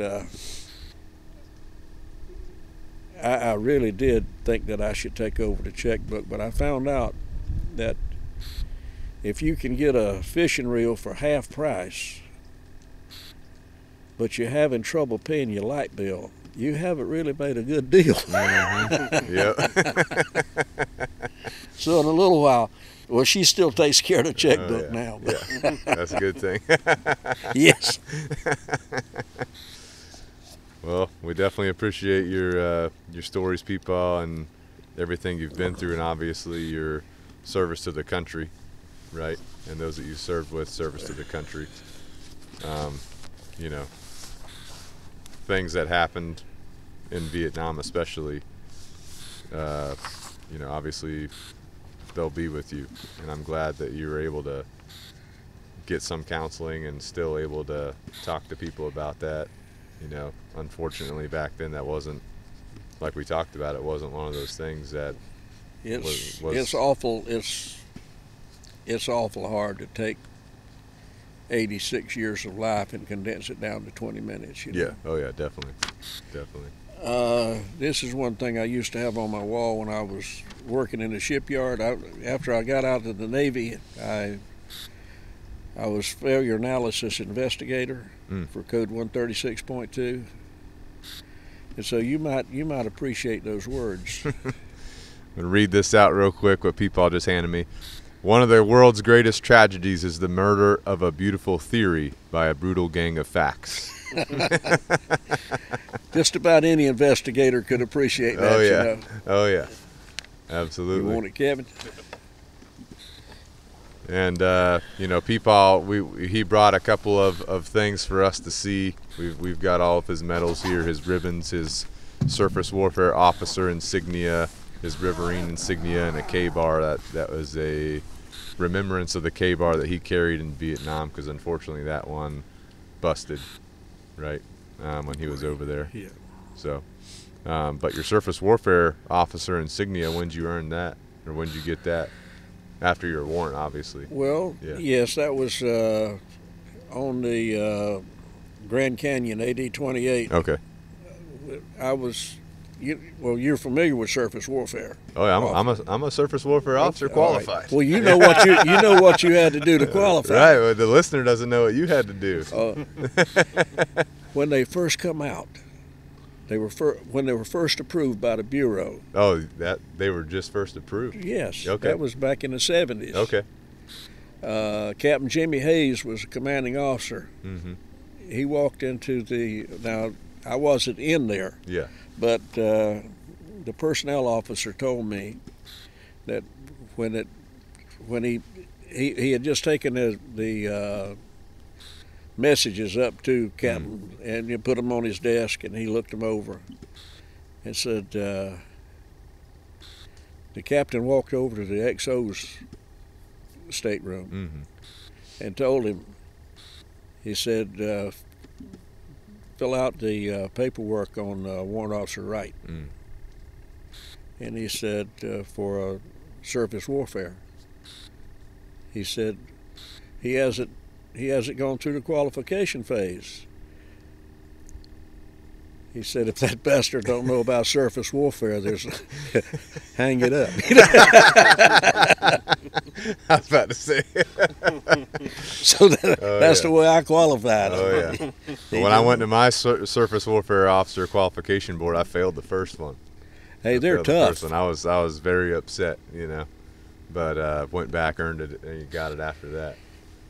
Hey, but my officer of the deck qualification, I got the first go round. SWAS, it means a lot. You know, it was a you know what the submarine sailors call it, of course. What do they call it? Skimmer dolphins. Oh, yeah. Yeah. Yep. Theirs are a little bit different. But it is the same basic principle. Right. And which I did make up for it on the McDonough. I went aboard her as a materiel officer because, you know, they had a lot of trouble with 1,200-pound plants exploding. So my job on her, I pioneered the maintenance officer billet on the McDonough. Okay. My job was to ensure that the boilers and all the steam equipment and all the safety items on the ship that the ship was safe. Yeah. On the on the graph, you know, the different responsibilities and so forth, was I come under the chief engineer for administrative purposes. Yep. But then the line went right up, straight to the captain. So I was supposed to report to him directly. Yeah. For any safety problems. Yep. Which I knew my reason for being on there was to have somebody conveniently to hang if somebody got hurt real bad. So I talked to the chief engineer as soon as I come aboard, and I gave him my home phone number, and gave him a neighbor's number, and gave him a friend's number. Yeah. I said, hey, well, phones weren't as easy to get to in those days, of course. Right. So I gave him a list of all the numbers that he would probably be able to get in touch with me. Right. And he says, why are you doing this? And I said, hey, if the captain calls me and asks me about anything, I'm going to tell him the truth, the best that I know, because I've always found out it's better to be up front. Oh, definitely. No matter who looks like what, be up front. I said, but he's going to call you, and he's going to pit us against each other. So as soon as I talk to the captain, I'm going to do my best to get in touch with you and let you know verbatim what he asked me and what I told him. So, you know, you'll be forewarned. Yeah. He's going to come to talk to you. Yeah. And he said, this is the numbers you can reach me at. Definitely good to have that relationship. Yes. You know, and be on the same page. You have to. Yeah. You have to. Yeah, one of my jobs in the Navy as well, I reported right to the captain too. But when I was communications officer, I was also in charge of the crypto. So I reported to him straight for crypto. But also my boss was the CSO, Combat Systems Officer, under communication, at least the ship I was on. I did the same thing with the CSO. Yes, you know what I'm saying? I kept him 100% aware of everything that was going on, everything that was going on with the captain. So, you know, people are human. Yeah. And it's so easy. You can tell the truth, and I can tell the truth about the same thing. But somebody could get a crowbar in there and change things around with innuendo and and ruin it. You know. Yep. So you have to know as much as you possibly can. Yep. But so you were communications. That was my first job. Yeah. The first ship I reported to was a frigate, FFG 51 in San Diego. Yeah. And yeah, I remember showing up. Of course, I'm an ensign right out of college. You know what I'm saying? So I wasn't prior enlisted or anything. So, Yeah. But you were from the Citadel. I was from the Citadel. That meant a lot. Yeah. That's a lot. Yep. And there was a couple Citadel grads that were on the ship as well, you know, that were higher ranking. So that was real good too. That was a good little hookup for me when I first got there, you know. But yeah, that first tour, I kind of just got all these extra collateral duties. My primary job was communications officer. Then they added the crypto on. Then they added public affairs on. Then they added the boarding team officer on. So I'm juggling all these different things, you know. But I stayed busy, you know. Then my wife Lauren she became the family readiness group president. Wow, so she was busy too. She was busy too. Before we had any kids, you know. Well, when I left the Grand Canyon, I stayed in Newport. I went over to Newport Naval Station as Arragansett Bay Op Area Coordinator. Holy cow! So, you know what kind of job that is. Oh yeah. And then a collateral duty of that was a top secret control officer. Okay. That's for the War College. You were busy. Yeah. And I've had a great career. Yeah, you have. And it's just seemed to stack on itself, you know, as it moved along. Mm-hmm. Yeah, I was in Rhode Island one time. They sent me out there, I want to say whenever I put on lieutenant junior grade, they sent me out there for like an advanced division officer course. Yeah. Because the basic one I went to was in San Diego. So they sent me out there for the advanced division officer course, and it's probably okay to tell the story now, but you know how they give you travel allowances? Yeah. So you can travel by plane or you can drive, right? If you drive, you get more days to travel. More days, yeah. So I'm like, I'll just drive, and then I'll like hang out with my wife for a bunch of days, and then I'll just drive 24 hours to get there, just straight, you know, and I think it ended up taking 28 hours. So I basically spend all my time in San Diego hanging out, you know, just doing whatever. 2 days before I'm supposed to report to duty in Rhode Island, I decide to leave, start driving to Rhode Island. After about 20 hours of driving, it starts hitting you. You better. You start getting tired. So I pulled over in a rest area, slept for a couple hours, you know, wake up, drink some coffee, keep going. Pull over in a hotel parking lot in Pennsylvania. You're lucky you made it. I know. That was not a good decision. So I ended up getting there, and then I called my wife, and I was like, hey, you got to fly out here and drive back with me because I'm not doing that again, you know? You got it. Are we still being recorded? Exactly. Okay. Exactly. But yeah, we're still being recorded. But yeah, so that's what I did at the time. But I went up there for that school. It was a pretty good school, but that was my only experience in Rhode Island. But I'm pretty sure they push every SWO to go through that school now, so everyone's going. I'm to Rhode sure Island. they do. Yeah. Well, no, after we quit recording, one quick anecdote, and then I'll go. Yeah, sounds good. Sounds good. We got any closing thoughts or other things you want to mention? Just that it was a real pleasure being with you guys. I've enjoyed this. Thank you for coming out. You don't have to be on a podcast to come hang out. Well, you're always welcome.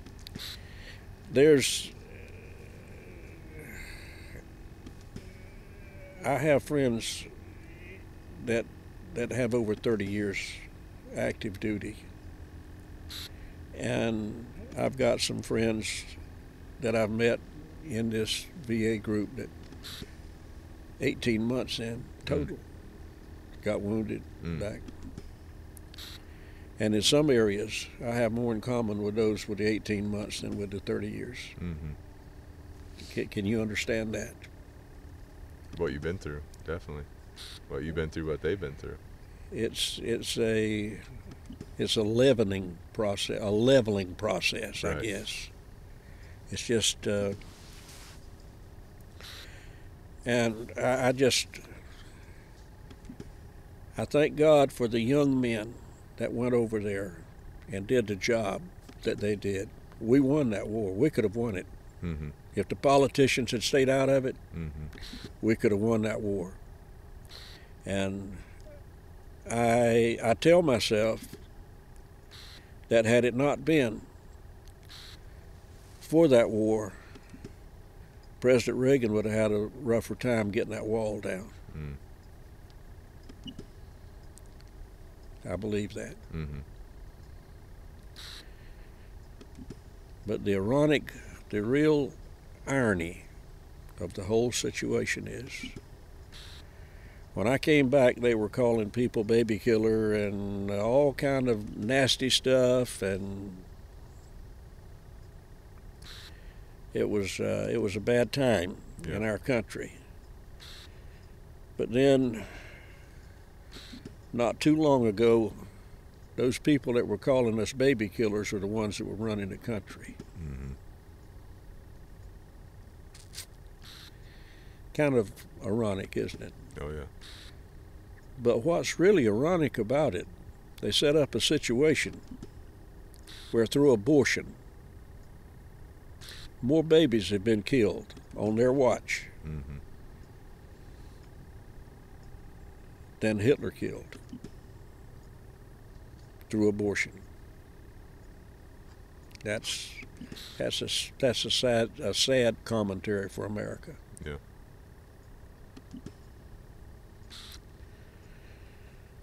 But you can't fix it all, can you? You just do your part, you know. Touch the people that you can touch. The only hope that we have. Oh, and just one thing. When I went to that VA group, there was about 12 of us. This is like 15 years ago. Mm-hmm. Of the 12, how many pastors would you say were in there? 3? 8. 8. It surprised me. Mm. It really surprised me.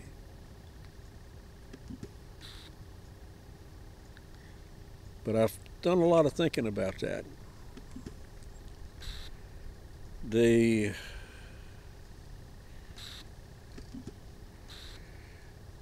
Those guys were young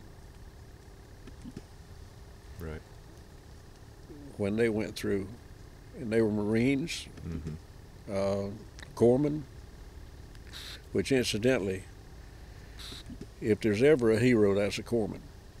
That's a great Absolutely. guy. Mm-hmm. That's the guy's. But they, you know, I was ordained in 1988. God called me to preach. I preached my first sermon when I was 51.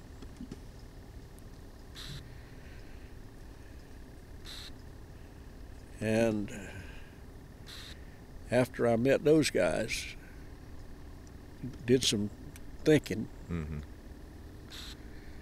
I really believe that pastor is the only profession that I know of that can be in a group of 300 people and still be alone. Mm. Definitely believe it.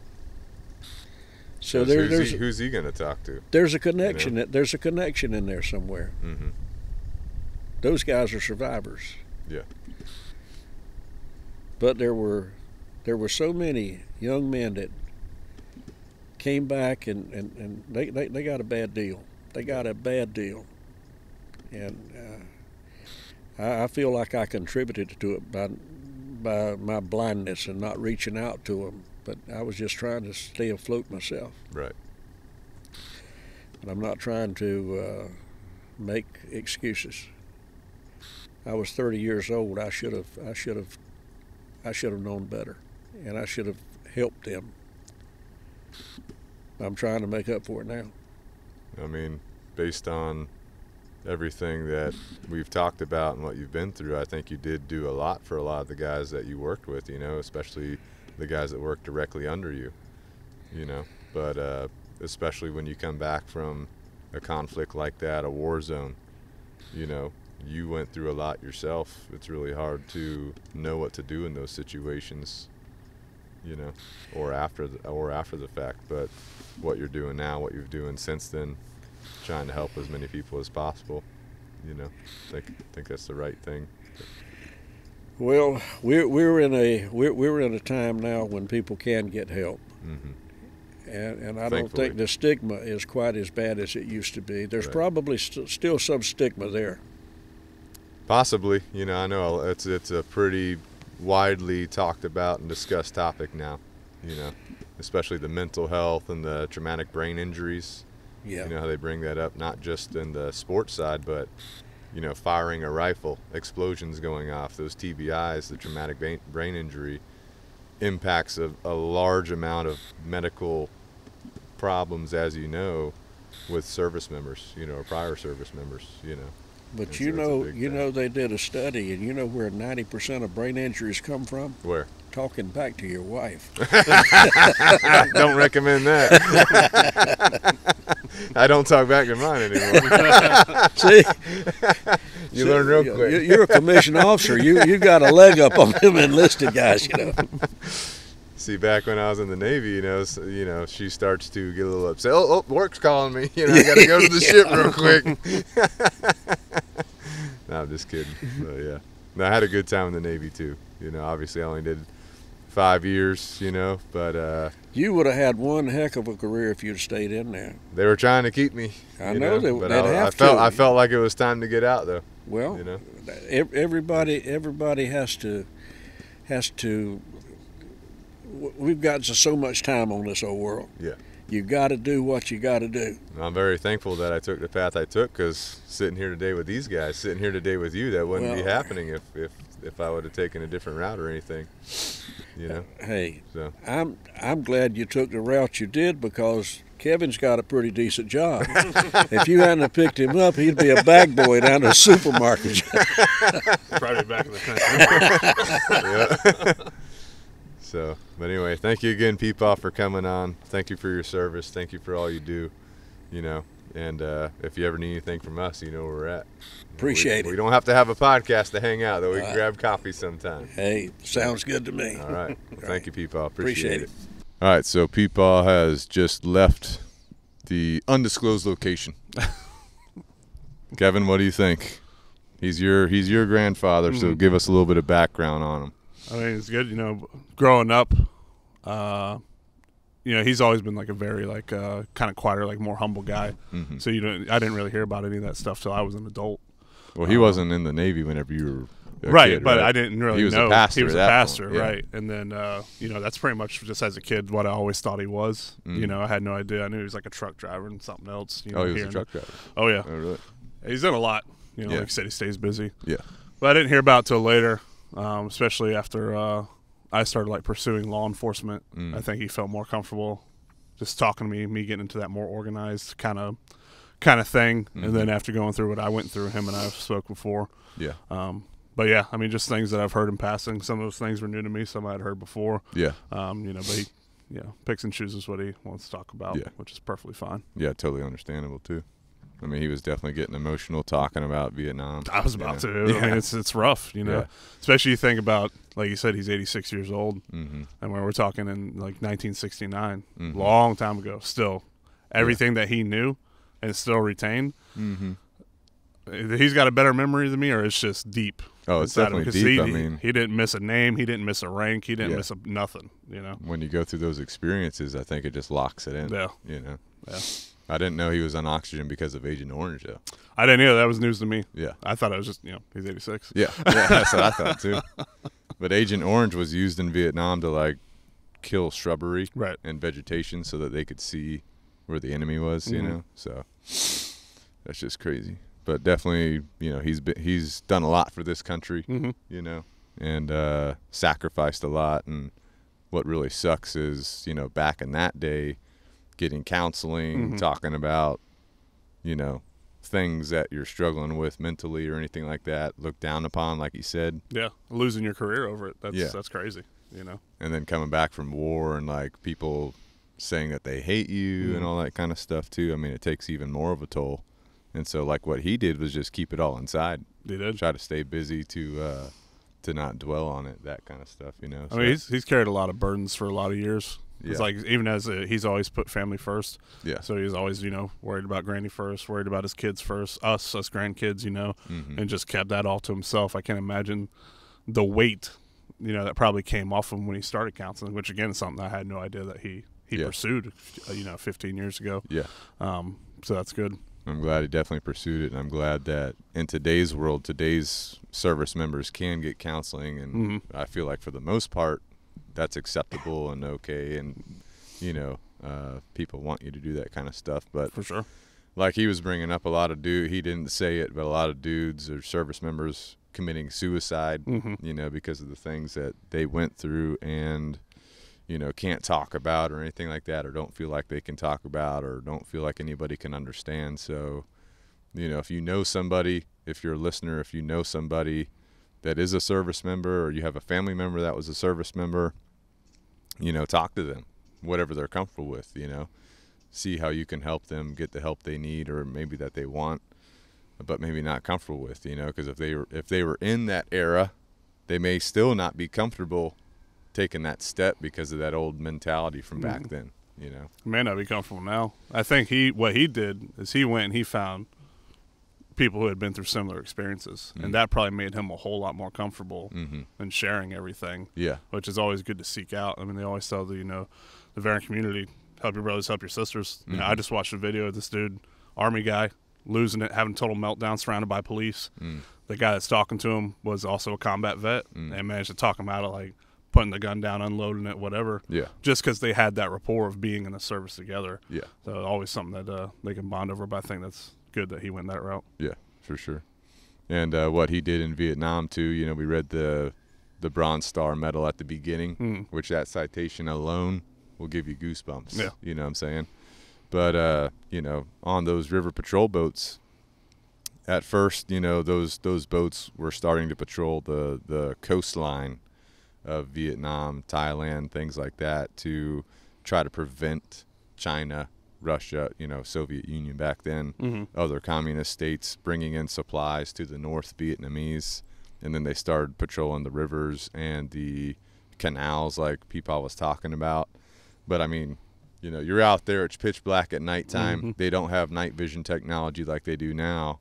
And so you're literally a sitting target.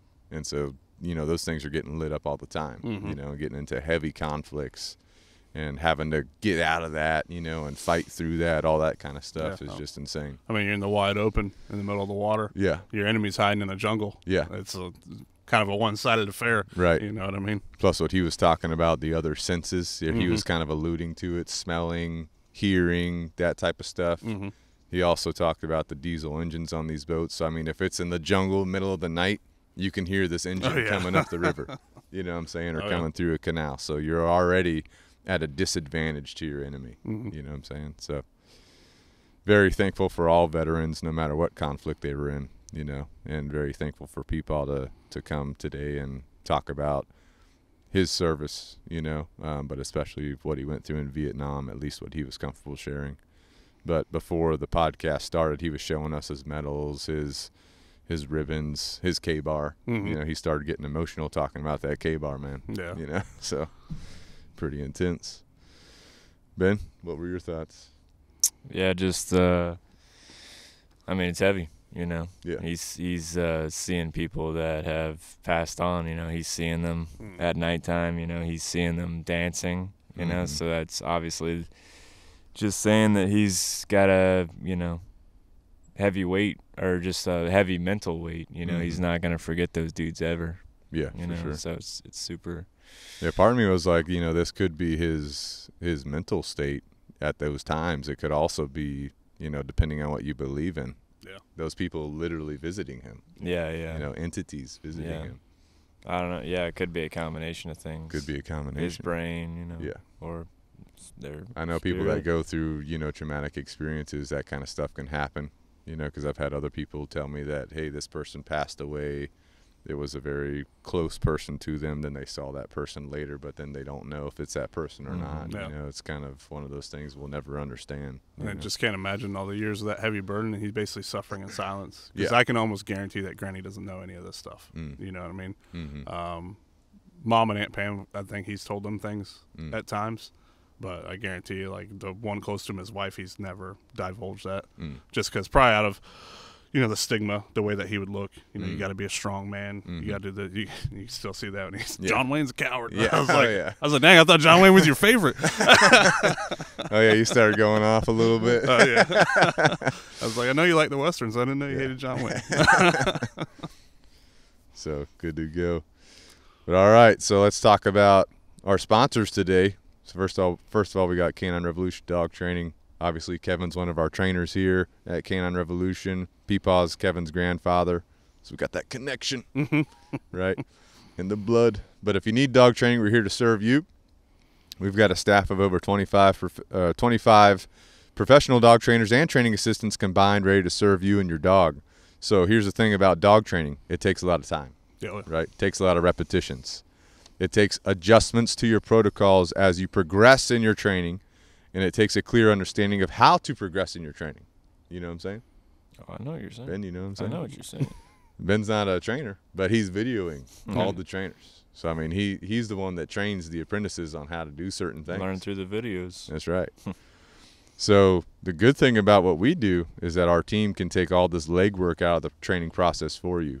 We can train your dog with our knowledge and our expertise, while you get to focus on the things that you need to focus on, right? Like taking care of your kids, taking care of your family, going to work, whatever. Not having to worry about training your dog around all that kind of stuff.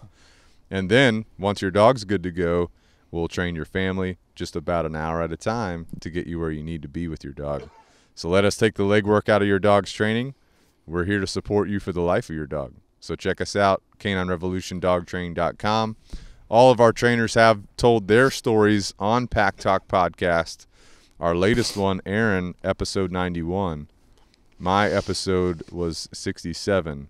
Lexi's episode was 52. Kevin's episode 51. Kevin's here today. Good to go. Chris's episode 48. All right, so if you want to hear our trainer stories, how they became trainers, what they were doing before they were trainers, that kind of stuff, you can listen to those episodes. Kevin? What do you think? It's good. I think it's a very, I think those episodes, I mean, the podcast as a whole is very important, but those you can get to know. Because I've had people where I've pulled up and they've already, I listened to your podcast. I saw you in the reviews. I know everything about you. And it's like, this is the first time I'm meeting this person. I'm like, okay, sounds good. They got the upper hand. That's right. But it's good having that knowledge out there. Obviously, we want people to be as comfortable as possible. And that's a good way. Yeah, definitely. All right, Canine Revolution Apparel, right? So if you want dog training, obviously we got you with Canine Revolution Dog Training. If you need shirts, hoodies, beanies, rain jackets, which are things you do need, hoodies, right? Did I say that? Zip-ups, right? Mugs, Mugs. People likes his coffee. He does. You got to have a mug. I'm surprised it wasn't a thermos. So Canine Revolution Apparel, you can find all this stuff on Amazon. You can support yourself. You can support the podcast. Just search Canine Revolution Apparel on Amazon. Check out the new storefront, or you can click the link in the bio. All right. Our next partner that we're proud to be partnered with, Origin USA, right? American materials. American hands making the materials. American soul in the materials. Whoa. Right? I mean, everything's sourced in America. Everything's made in America. You don't get better than that supporting America. You see what I'm saying? This is why, veterans, they're going to Origin USA. They're getting Origin USA. People, we got to hook them up with some Delta 68s. Does he wear jeans? I don't think I've ever seen him wear jeans. I've never seen him in jeans. He's usually wearing slacks. That's so funny. Put him in the Delta 68s, Delta boys. 68s will change his life. I was going to buy him a gi. Come Hey, on there out. we go. There we go. I bet you he knows some moves you don't want to know about. That's right. With that K-bar, too. That's right. All right, so Origin USA, they got the Delta 68 jeans, which are just simply the best jeans you'll ever own. Holy all shit, that's a guys label have. right there. I mean, but you Jocko, listen to this, man. Preach. You have at least one pair of Delta 68s. I got a pair. They don't fit me anymore. They don't fit you anymore. But when they I'm on a bulk phase. When they did fit you, well, they were good to go. Were they the best jeans you've ever had? Yeah. Okay, that's what I thought. Kevin? I mean, stretchable, breathable. I saw Chris rolling in them one day. I was like, yeah, these are perfect. You can literally work out in them, They got the new Nylock field shorts. I got my black ones on today. What do you guys think? Check out my nudes real quick. Something different than camo. Something different than camo. Well, they do have camo shorts. Yeah, we know. You know. We know. They got green shorts. They got tan shorts. They're out of stock, so I can't get those yet. You know, because they released them. They didn't announce that they released them. By the time I figured it out, they were all sold out. Oh man, I was pissed. You left in the dark. Yeah, because they're the best shorts you'll ever own. You know, the Delta 68s are the best pants, the best jeans you'll ever own. I haven't tried the field shorts are the best shorts you'll ever own. Yeah, come next summer, I'll have them. So Origin USA, they got belts, they got pants, boots, skis for jiu-jitsu, RTX, which is your workout gear, roll, train, execute, all that kind of stuff. So support America, support yourself, support the podcast. Go to originusa.com, use code SINGER101 at discount. That's going to get you 10% off your order. All right. Next up, you know, Jocko Fuel. You knew it, Jocko Fuel. Yep. Hard work, clean fuel, no excuses. Yep. Ben, no excuses for not going to the gym. What the hell? That's I go what to I'm the saying. gym, boy. Okay. Jocko Fuel, American-sourced, American-made supplements that are good for you. I will say we did a trainer workout last week in honor of Aaron getting certified. Still feeling it. You remember? Oh, yeah. Remember it, Kevin? Oh, I remember. Ben was there. Ben was there. Ben was looking saucy. Tried to skip the squats. My calf not locked up on me, but it was super sore On the run? after a couple days after the run. A couple days after. Yeah, because I was running in flat tops, the high top flat Van shoes, because I didn't know we were running. A couple days after. Yeah. You know what that means? What? You weren't drinking your milk. You weren't drinking your milk, bro. I drink a protein shake, not the milk. Oh, my My legs God. weren't working when we started the run. Yeah. Those first two steps were a little wobbly. Well, I will say I was sore, but then I had milk and I was good to go. I'm still sore. Well, have you been drinking your milk? Right there in the quad. Have you been drinking your milk? Actually, I don't have any. Oh, shit. I've recovered. We're out of stock. I've recovered. We need to get it going. Anyway, JockoFuel.com. We got milk, which is your time-release protein blend. Obviously, Kevin and Ben are missing out here on their recovery. I'm good. You're good? I'm good now. You just said your calf locked up. It was a couple days after the run. A couple days after? Yeah. I assaulted myself with the massage When gun. we do it on Friday? That Yeah, doesn't make on sense. Saturday it was sore. That doesn't make sense. If you had milk, that wouldn't have happened. Well, I'm just saying I'm good now. Okay. Anyway, they got pre-workout. They got the new pre-workout, which I'm liking that. I actually stopped using my old pre-workout, Holy shit. which was Transparent Labs Jocko pre-workout. Transparent Labs is a little bit too much. Jocko Fuel is just right. They got the greens, which is going to help fill the gaps in your diet with the organic greens and superfoods. Are you on the greens? No. Kevin? Yeah, I do have green. Kevin's got the greens. I like them. We also got the Jocko Go, which is your clean energy drink for your energy, memory, clarity, focus, along with your vitamins, minerals, and electrolytes, which I had to drive Ben's car earlier to go up and grab the Toyota.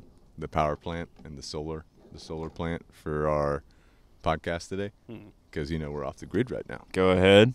Anyway, got in his car. There's a bunch of empty cans of Celsius just all over his car. It's I chugged one this There's morning. 2 cans in my car door because they're all over his that's car. it. That's all that's in there. You ever seen like the movies with the rednecks where they got beer cans all over their trucks? Yeah, not that bad. exactly. That's Ben's It's car not with that bad. Celsius cans. So we know that Ben is not on the milk and he's not on the I go. told you, Jocko needs to distribute the energy drinks to all of the gas stations. He's not trying. just. I know. I He's need him trying. to step up his So game. he needs your support doing that Yeah, he does. by getting the Jocko Fuel going. I was gonna start buying crate. The thing is, if I buy a crate of it, I'll drink it faster. That's the I thing. know, You that is the got to problem. have that discipline. Ugh. Discipline equals freedom. I get tired. Limit yourself one a day. One a day. One a day. No, I've if seen even you that. drink 2 a day. boy. Sometimes. Sometimes. I've seen you and Chris But I drinking stay 2 a stocked. day. I stay stocked. Chris has been on the reins lately. I don't know what's going on. What? Shit, that's a problem. That's more caffeine. You I know how much actually- caffeine's in those? Like 300. I know it's not healthy for you. Way It's more not than good a for you. It's not Celsius. clean energy. It's a bad move. Holy It's shit. a bad move for sure. I haven't brought it up with him, but it is on my reminders on my phone Oh man. to discuss with him That's a and problem. question what he's doing. Anyway, Jocko Fuel, they also have Time War, Super Krill Oil, Joint Warfare, Cold War, Combat Test, Testosterone Optimizer. I'll start messing with that. They have other options, which I'll go ahead and give you a preview. Here we go. This year's health and fitness podcast, I'm talking about my recent blood work, which I just got back, which I already told Kevin. But I've been playing around with the Combat Testosterone Optimizer. Testosterone tripled. Nice. Tripled. Nice. Dude, can you believe? It's crazy. I can. It's insane. All right, so you need it. You need it. Jocko Fuel, right? Jocko Fuel has it. Yep. Support yourself. Support the podcast by getting the best supplements at jockofuel.com. Use code Canine Revolution at checkout for 10% off your order. This has changed. We've changed the code from the old code to Canine Revolution, so make sure you update that as you're going through the checkout process. Any questions, guys, about Jocko Fuel since we're lagging here? You guys are lagging. We're just talking about Jocko Fuel. Okay. All right, next up is one of our new partners, Canine Super Supplements, which we're proud to be a partner with Canine Super Supplements, which are the best supplements for your dogs, made in America as well. Did you guys know that? I didn't.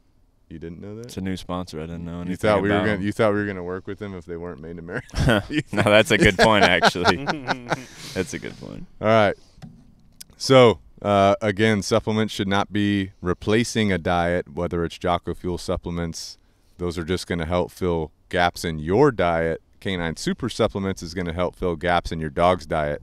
So I just want to talk real quick about 4 of their main supplements. They got the joint support supplement.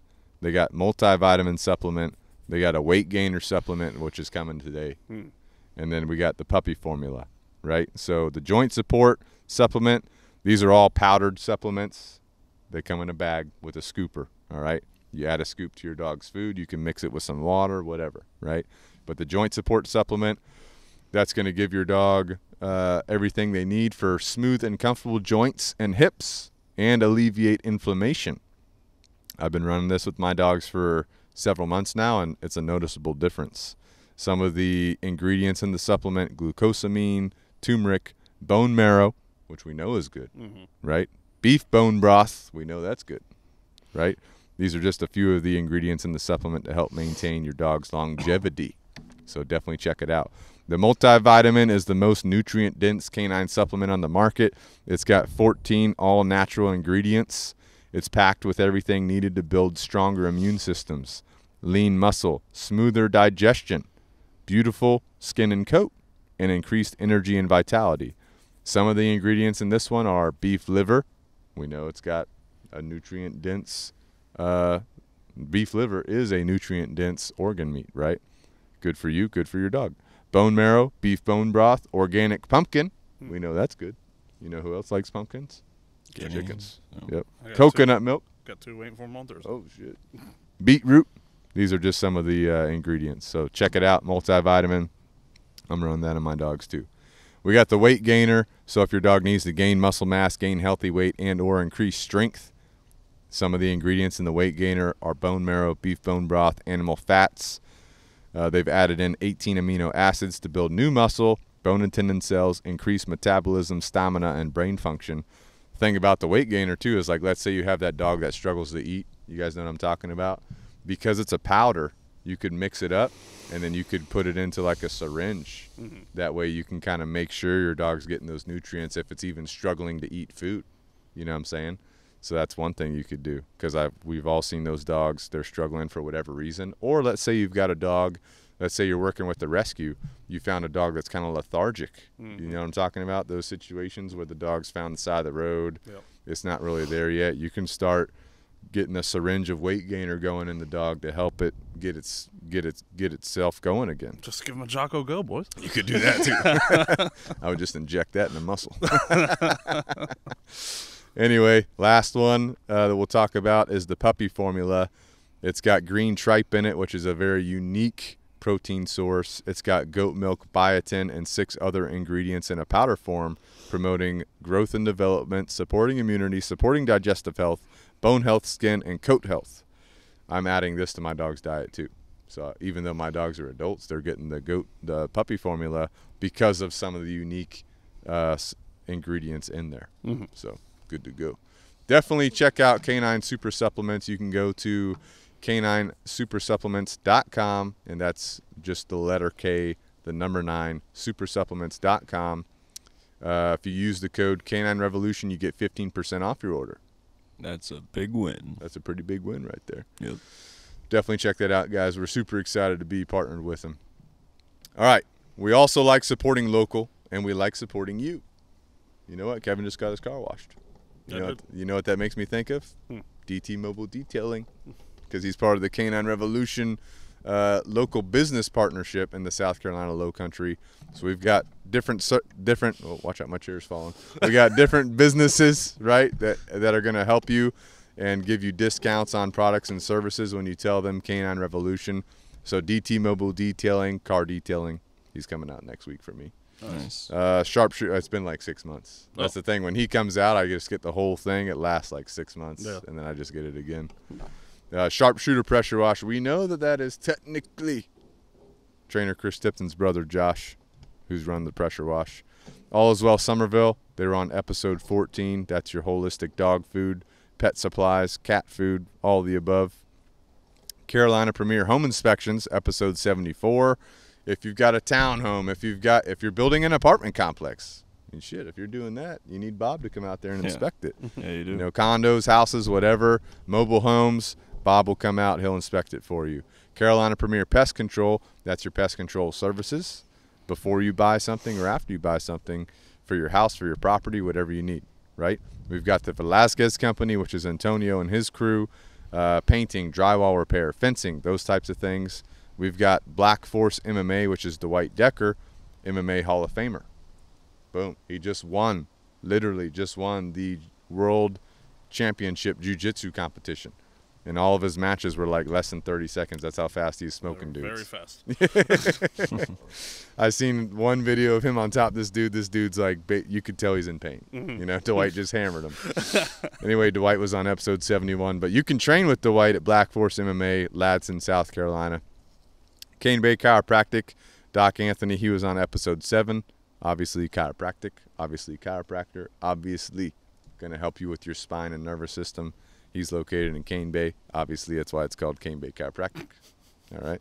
Lanzero Defense Strategies, episode 58 of the podcast. That's Doc Anthony's other business where he's teaching concealed weapons permit, defensive pistol tactics courses. He's got a new range to practice on, new range to use. Yeah, he does. I don't know where it's at, but he's got it. It's nice. I can confirm. Also, Aquafusion IV Hydration in Somerville. You can go to them, right? They're going to give you those nutrients that's going to be hard for you to get other ways. They're going to give it to you quick, too, right to the bloodstream. So check them out. You can visit Pack Talk Podcast on YouTube for video versions of the podcast and for exclusive content. Right, Ben? Oh, yeah. Okay. If you'd like me to be a guest speaker at your event, you can email me, chadsinger@caninerevolutiondogtraining.com. If you're a business owner or dog trainer, if you want a coach or consultant, you can also email me, chadsinger@caninerevolutiondogtraining.com. And today is Veterans Day, but every day we do want to thank our military, our veterans, our first responders, our teachers, right? We're proud to offer you discounts for dog training services if you guys are in one of those entities. Also, thank you to our Canine Revolution dog training team. Kevin, thank you. Welcome. For what you do. Ben, Wow. thank you for what you do. Huh? Me? Yeah. Wow. You're part of the dog training team. Thank you to the Canine Revolution dog training team. That's all trainers, all training assistants, everybody that's in any role at Canine Revolution dog training, and Canine Revolution apparel teams. Ben, thank you for that too. You're welcome. All right. Thank you guys for all you do, taking care of dogs, taking care of people, taking care of each other. You're welcome. Good to go. Also, I'm going to leave you with this thought of the day. You guys have a thought of the day? Kevin, I what's do. your thought of the day? Many thoughts. Well, what's one thought of the day? Kevin, give us one. Drop us some knowledge. Thought of the day. I don't know. I wasn't prepared. Okay. I mean, I guess piggybacking off of like people talking about the mental health, like just be kind to people you meet. You have no idea what somebody's going through. Yeah. Because I know he just looks like, family grandpa, Yeah. good to go. And inside he's dealing with a lot, Yeah. So that's always my go-to. That brings up a good, I know it's kind of like cliche, but treat other people the way you want to be treated. Absolutely. You know? There's a reason why it's the golden rule, boy. Yeah. I mean, I was literally thinking about that this week for sure. So, Ben, what's your thought? I don't know. That's why I'm asking you. Well, I'm saying if you give me time to say it. You can see the pistons firing. Yeah. Yeah, we're working. Hey, he's thinking about another Celsius right now. He's like, I need to add a can to my I do car. need a juice up. I haven't had much caffeine, but just try and stay healthy the best you can. Stay active. Get after it at least for 30 minutes a day, and you'll feel better. Stay consistent with it. We love that. I'm also thinking about lunch right now. It's almost lunchtime. It is lunchtime. Yeah, can you hear my stomach? That's my other thought of the day. My thought of the day, if you're not reaching your goals, whether that's dog training, personal development, your career, your health and fitness, whatever your goal is, if you're not reaching them, you might have to assess the situation. You know what I'm saying? Determine if you need to change something. You don't always have to change something because, how in today's world, there's so much information. Let's just say someone's looking up dog training. They go onto YouTube, they see a video, they're like, oh, I'm going to do that. Then later that day, they see a different video, like, oh, I'm going to do that. But they didn't give the first tactic enough time. That's a problem in today's world in any category. Right. Jumping from one train to the next train too rapidly. You have to give yourself time for that first change to take effect. But let's say you were doing that one change for weeks and weeks and weeks or months and months and months and nothing's happening, you're not reaching your goal. Now it's time to make a shift. Now it's time to make a change. So you have to determine what's going on with whatever your goal is. You might have different goals in life too. You got to make an assessment, decide, is it time to change something, or do I stay on this path for a little bit longer? And if you do have to change something, only you can change it. You know what I'm saying? Of course, we can find motivation from other things and other people, but you have to make that decision yourself. And you have to force yourself to take action if that's something that you need to take, But I think it's like a big problem in today's world, jumping from one thing to the next. Well, it's an instant gratification thing, right. Oh, this isn't working. Right. Given 30 minutes. All right, on to the next. That's the problem with social media and technology is that you have so much. The information's good, but it's also bad because it's too much. Right. System overload. You jump from one train to the next. Anyway, thank you guys. Thanks for being here today. Thank you, Peepaw, again, for sharing your stories and opening up. We know that was not easy. Thank you to all veterans for all you do and for all those who have made the ultimate sacrifice. And until next time, this is Pack Talk Podcast.